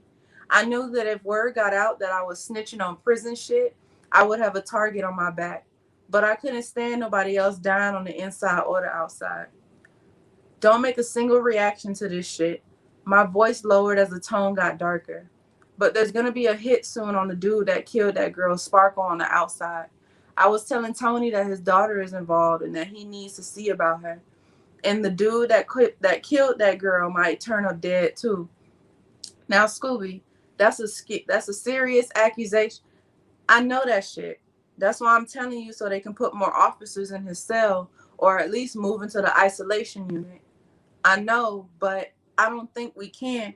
Hey, whether you can or you can't, I heard from one of the dude's mouth that they're coming from that little dude. Whether you want to make a move on it or not is on you. But don't be surprised if he ends up eyes backwards in the next few weeks. I couldn't even believe how I was talking, but I felt like if I kept it blood raw with her, she would take me seriously. Let's see, sorry guys. Why people keep FaceTiming me now? Leave me alone. Trinity was silent, her disposition pensive and a little uncomfortable. She ain't say nothing else to me on the walk back to the cell. And at that moment when I saw her walk away, when she closed my cell without even a goodbye or even a comment, I felt like I made a mistake. That shit ate at me, but what the fuck could I do? I was still, after all, on the other side of this reality that we shared with each other. I laid back down on my bunk, arms crossed behind my head, and I just stared at the bottom of Poppy bunk, counting the thread and watching the spiders on the wall. When the alarms finally stopped blaring, I was able to close my eyes to clear my head and eventually doze off to sleep. I woke up to a fresh new set of alarms blaring. I didn't even see Trinity that day, but word circulated quickly that that dude that killed Sparkle was stabbed in the neck by one of Bullet homeboys and died that same night. Bullet was sent to Max, never to be seen again in general population, which I thought would be the climax of the story, only to find out that Sharps was stabbed in the shower a week later and wasn't even found till the next day. Oh, thank you, Gigi. That's the end of this chapter. Do you want me to keep going? I think I'll read 2 more chapters and then I'll for real call it a night. Sound good?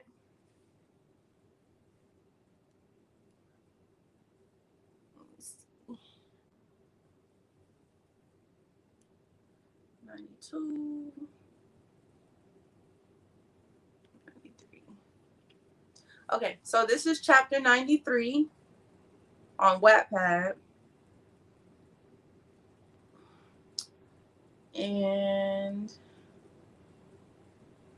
the cool thing that I like about WATTPAD, thank you, Gigi. The cool thing that I like about WATTPAD is that you could put music and stuff to the actual chapter. I have music like attached to the chapter, but you know, copyright and all that stuff.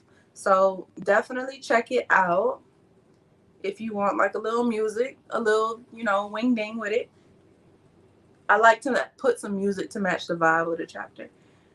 All right, 93. Let me see. Thank you, Gigi. I really appreciate it. Okay. 1 week later, Scooby. Your Honor, we've gathered some promising news from my client, Isaiah. Is that so? What does the defendant have to present? My client has received notification that a key witness, Anais Hamilton, will be presenting a testimony in her words of the events surrounding my client and all affiliated parties and the alleged charges placed against my client. Placed against my client, including Miss Letitia Candy Brown. My throat instantly dried up hearing Miss Candy name again. The realities of the world were starting to kiss the back of my neck and hold me tight.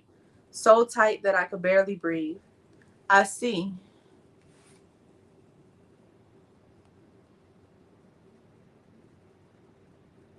Oh, Jesus. I didn't even see that. Oh, my God. My client, my throat instantly dried up hearing Miss Candy name again. The realities of the world were starting to kiss the back of my neck and hold me tight. So tight that I could barely breathe. I see. The judge took his sweet time writing down notes that seemed to take all the effort and concentration in their world. Does the defendant have a time frame for this testimony? Need I remind the defendant that these are very serious charges placed against you, and the time is of the essence in, well, not to dance around the conversation, but life or death. I hope you understand. My client is fully aware and confident that they'll receive the testimonial in no later than a month.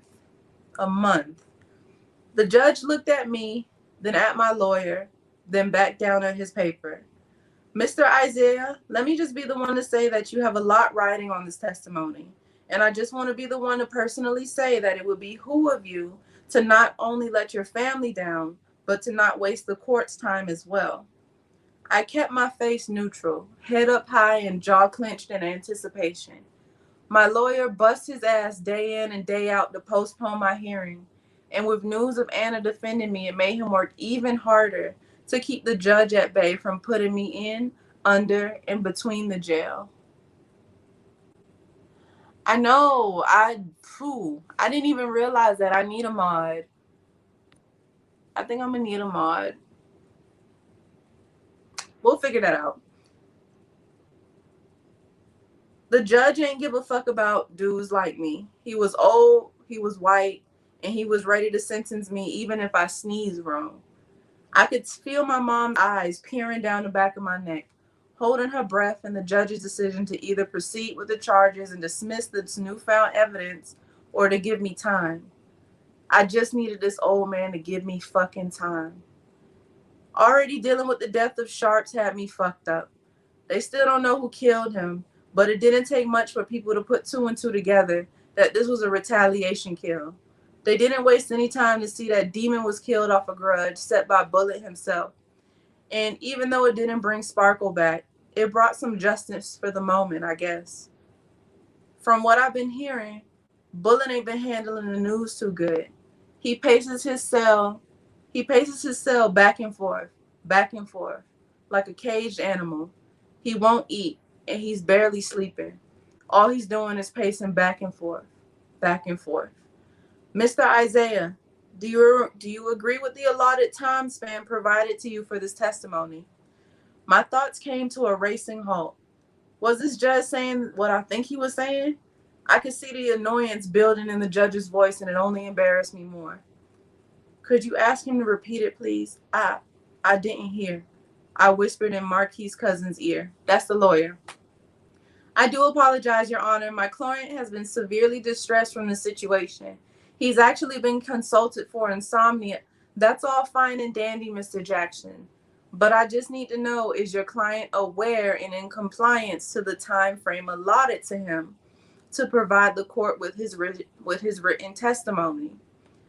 May I ask that you repeat the allotted time frame for my client so he has a clear understanding?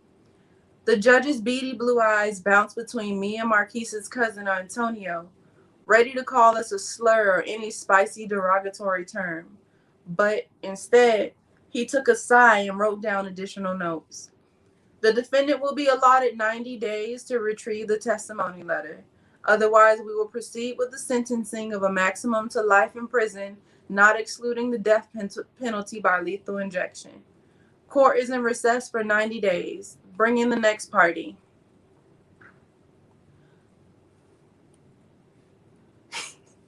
Thank you, guys. Oh, y'all gonna make me blush. Thank you. Oh my God, thank you. Hey, Cash. I don't think I saw you earlier. Hey. 1 week later, Anais. Leading up to today, I didn't see much of China, nor did I care that Cut was blowing up my phone almost every day. Jamie and Bear decided to head up to Atlanta earlier than scheduled, so that led nothing but time and opportunity for Blue to be up under me and I under him. I knew I was playing a dangerous game, but I had a mission in mind, a point to reach. I had a goal at the end of this that I needed to see through no matter how anybody fucking felt. When Blue left me for the night to head back to his hotel, I stayed up an additional hour or two to write the letter my daddy asked me to write for Scooby Freedom, and to have to sit there and recount the events down to the sensations of the drugs that overcame my body made me break down and cry, throw the whole letter away, or stain it with tears of frustration. Tears that I had to even do this for someone who's been nothing but good to me. Tears for the anger that my mama made course through me for being negligent and selfish on her bullshit. in tears out of fear if anyone were to find out that I was snitching. At this point, I would have to worry about the shit later. Hold on, sorry guys. I looked over at my suitcase and peeked in the man-made slit along the lining to at least $20,000 stashed along the lining of my suitcase. I was gonna make my way to the nearest bank and deposit the shit so I can have money saved up for my getaway. Whether it be with Blue or by myself, it wasn't making all the sense to just keep all this money under my bra. It, come on, dyslexia. It opened up too much opportunity for me to lose in one swoop. And for two, I needed to make sure the baggage I carried at the door was as light as possible. Gathering my composure, I finished a solid page of the letter, folded it neatly, and placed it at the bottom of my suitcase. My phone started to vibrate, and again, it was cut. I sucked my teeth, tucked some hair behind my ear, and cleared my throat to make it sound like I was sound asleep. Hello? With one hand propping the phone next to my ear, I used the other to cross across my chest. I wouldn't lie and say my heart wasn't fluttering. Cut hasn't stopped calling me since the first night Blue and I slept together. I assumed that China wasn't answering her phone or guilt was starting to take over Cut's mind, but little did he know my mind had moved on. My heart was a skip out the door and my focus was elsewhere. But I had to play this shit safe to make him as least suspicious as possible. Damn, baby, what's up with your phone? I've been trying to call you. Is this nigga serious? I'm sorry, babe. I haven't been feeling good since China and I have been at this hotel. I think it's the food they got here. I faked a sleepy giggle with my eyes rolling to the back of my head. Damn, you know, nigga feel bad and shit. I know I ain't been calling or texting. I've been fucking up, ma, but I want you to forgive me and shit, you know? I promise that little hiccup only gonna set you up for greater. Rich and I about to make a real come up, and I want you to see this shit for yourself. I want you to... I heard Cut move his phone away from his ear for a second before coming back to the phone. Yeah. He stammered for a few moments before continuing on. Have you heard from China? No. I looked upwards towards the roof, counting the dots on the ceiling before focusing on my fingernails. I think she's not feeling well either. I didn't know nor did I care if he knew that China was practically our word a week ago. Something in me said there were more secrets than not between the three of them. Oh, I guess he was sensing that I wasn't in a talking mood. All right, little mom, I'm gonna hit you in a little bit. China's supposed to be making a move up here, so please be by your phone so we can get an okay, all right? Get some rest and shit so you can be up for a nigga when you get here. Mm-hmm. Okay, baby. Be safe. Always. Click. I looked at the phone screen for a quick second, disgust building in my stomach. You would think a dude that haven't heard from his girl in days would have had much more to say, but I'm sensing you can't ask more from a dude willing to give, and that is what it is. Before I could even toss the phone to my bed, a more inviting name popped across my screen. It was Blue. On the second vibrate, I put the phone to my ear, a smile across my face, and a jolt to my stuff at the sound of his deep voice. Yo, I guess he could feel me smiling over the phone by the way he laughed. What's up, Blue? Did you miss me already? Shit, is that even a question? You know I did. I just wanted to make sure you got home safe and shit, you know? Oh, I appreciate that. Yeah, I'm just getting settled. Just getting settled, he repeated with a suck of his teeth. You too settled for some company before I hit the road? Hit the road? Where you going? I gotta head up to Atlanta to meet some business and shit. But don't worry, I ain't gonna ghost you like some other dudes. Ooh, someone being petty. Petty or being real. But I'm saying, let me see you before I hit the road.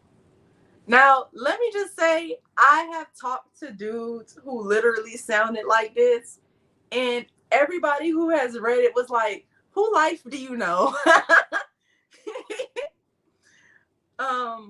He said, I checked my phone, no messages. I checked my call log, no missed calls. The coast's been clear so far, and I was aching for another blue light special since last time. Fuck it. Alright, come through. It was as if the second I gave this dude a green light, he was already knocking at my door. Quickly, I opened the door, still in one of his all-black t-shirts with a raised eyebrow and a hand on my hip. I done told you about popping up on a whim, I scolded playfully. It wasn't on a whim, though. His gold-filled smile gleamed from ear to ear as he held a small bouquet of blue roses and white chocolate. I got your permission first. On the way here? Never mind. Come inside. Trust me, I am.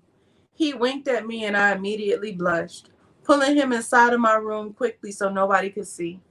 Little did I know that a shadow figure disappeared into their room about the same time I pulled Blue into mine.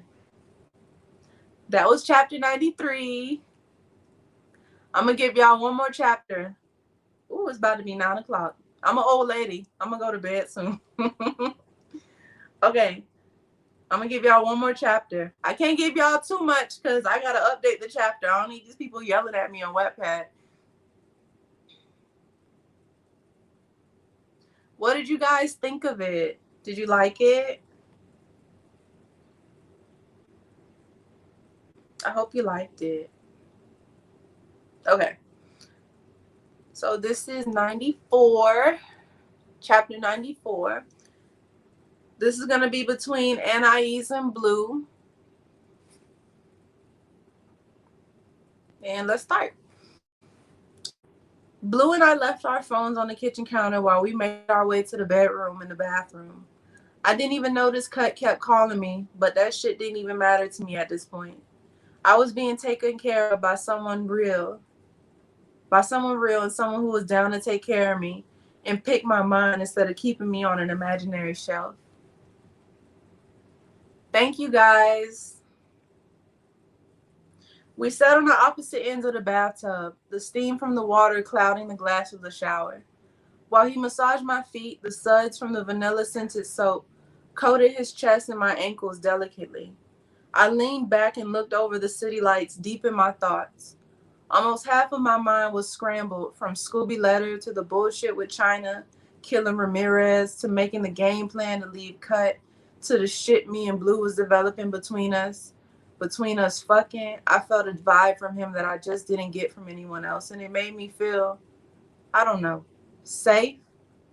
I felt like his moves were genuine, and although a dude could waste a bitch time as long as he wants to, it's just something about the way Blue moved that made me just want more.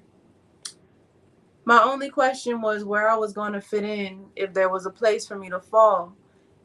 My only question was where was I going to fit in if there was a place for me to fall in as far as his lifestyle went. I'd be moving from a C-level dealer to an established kingpin, and something about the shit had me nervous more than it made me insecure. I didn't want to be the next stepping stone to his steps in life. If he was going to fuck with me, I had to be solid. Even with all the shit coming apart at the seams, if I could make this something that was stable and something that was mine that no bitch could get in between, I'd fight for it. I'd fight for him. What's on your mind, Ma? Blue lowered my foot and rubbed the outside of my thigh before pulling me close to him and turning me around to lean on his firm chest. I rested against him, counting his heartbeats with a sigh. It ain't nothing. I breathed, blowing some bubbles out of the tub. You lying.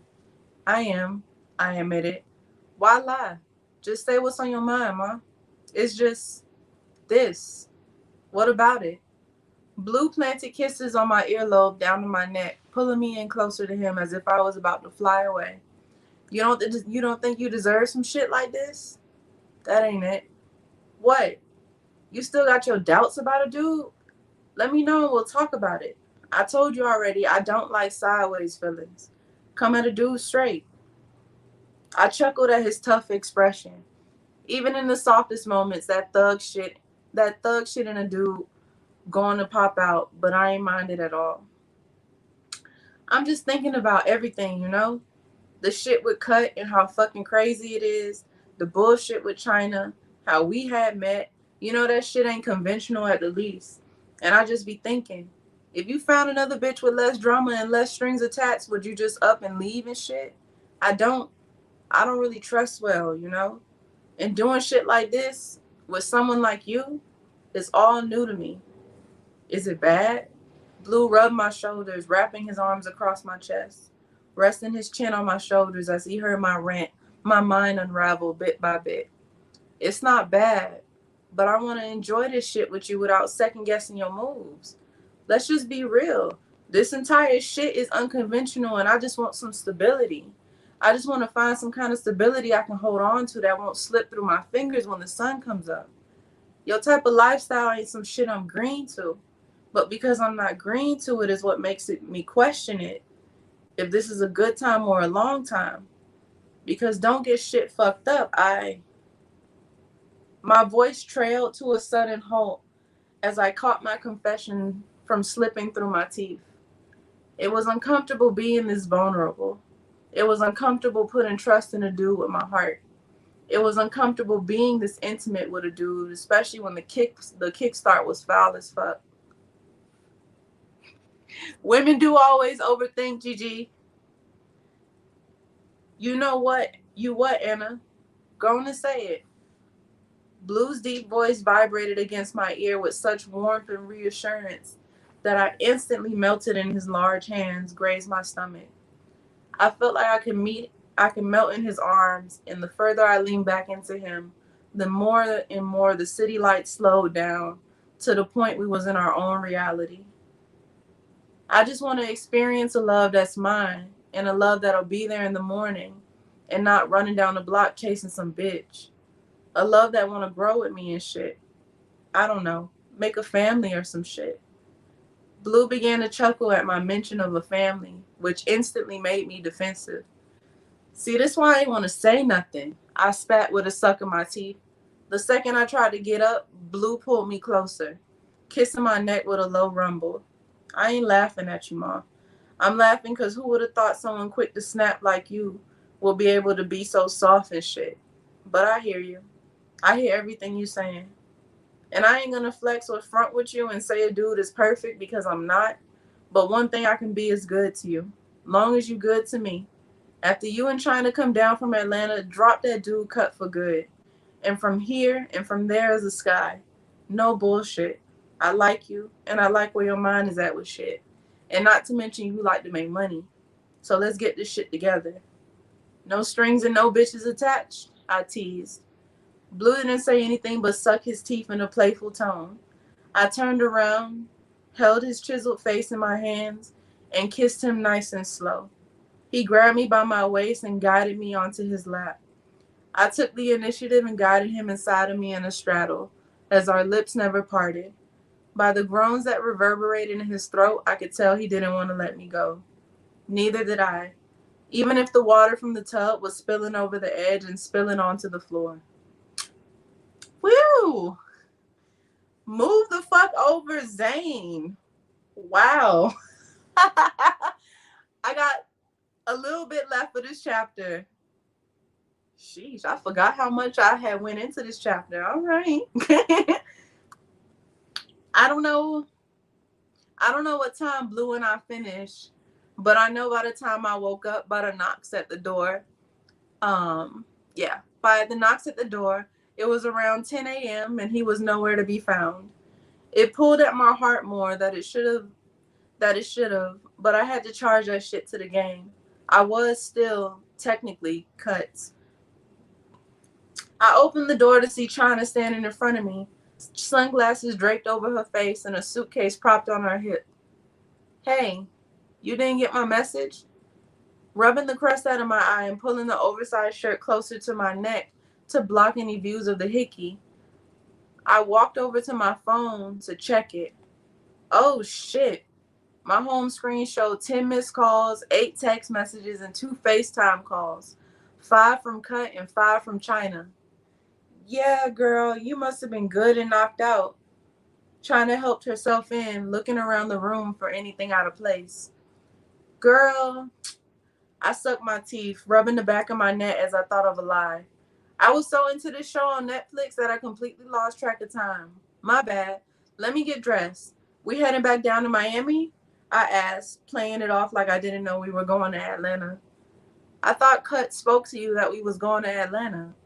China looked over at me with a raise of her eyebrow, which made me curse myself more in the back of my head. Oh, yeah. I nervously laughed, catching wind of China's no jokes demeanor. I guess I forgot. So I guess that's why you're here, huh? I'm not trying to substitute room service. I guess she assumed it to be a joke, but I could smell the sarcasm seeping through her pores. Got it, I replied flatly, picking the imaginary lint off my shirt. Just give me 20. I'll be ready in a minute. No problem. We was trying to make it to Atlanta at the nighttime anyway. Why the nighttime?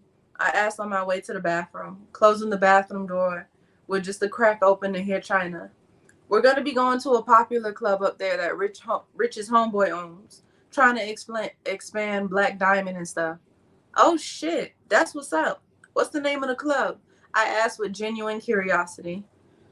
China sat on the stool in the kitchen, peering down at the bouquet of blue roses that were sloppily stuffed under the random trash. Pink sake, she replied, eyes still on the bouquet. That shit sound fancy. I can't wait to see it. Yeah, China agreed. Me neither. I heard it's full of surprises. All right, that's it. That is 92, 93, and 94 on my WATTPAD. So I hope you guys did enjoy it. What did he say? Yeah, I remember the Zane Chronicles, the one episode I saw, I think had Buddha from I Love New York on it, and I was like, let me get the fuck out of here.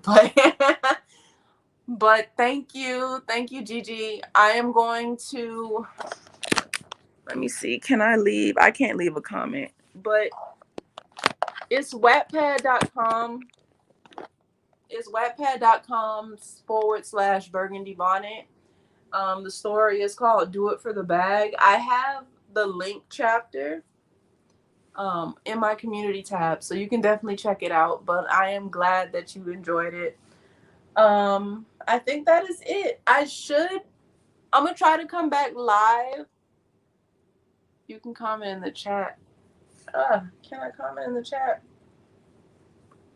Hold on one second. Hold on one second.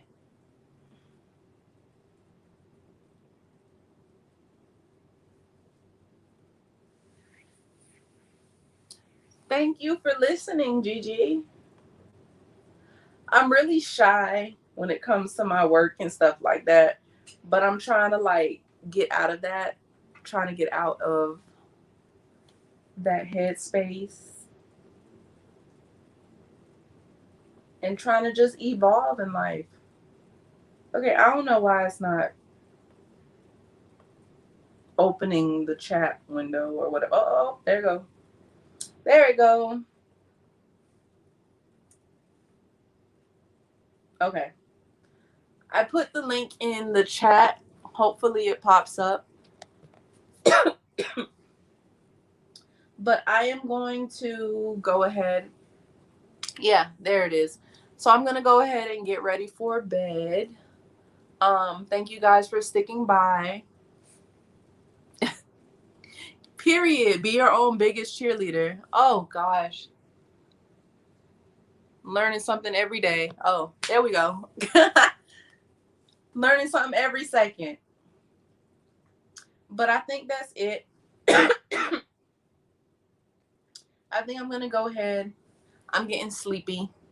And I have to get up for work in the morning. You know, capitalism. Gotta pay these bills. My birthday is next week, though. So definitely, we might do a little stream then. I will definitely let you guys know. But thank you. Have a good night. Good night, everybody. Thank you. I think this first live was a big success. I really do, and I really enjoyed it. Of course. I will see y'all later, and have a good night, and be safe, okay? Bye.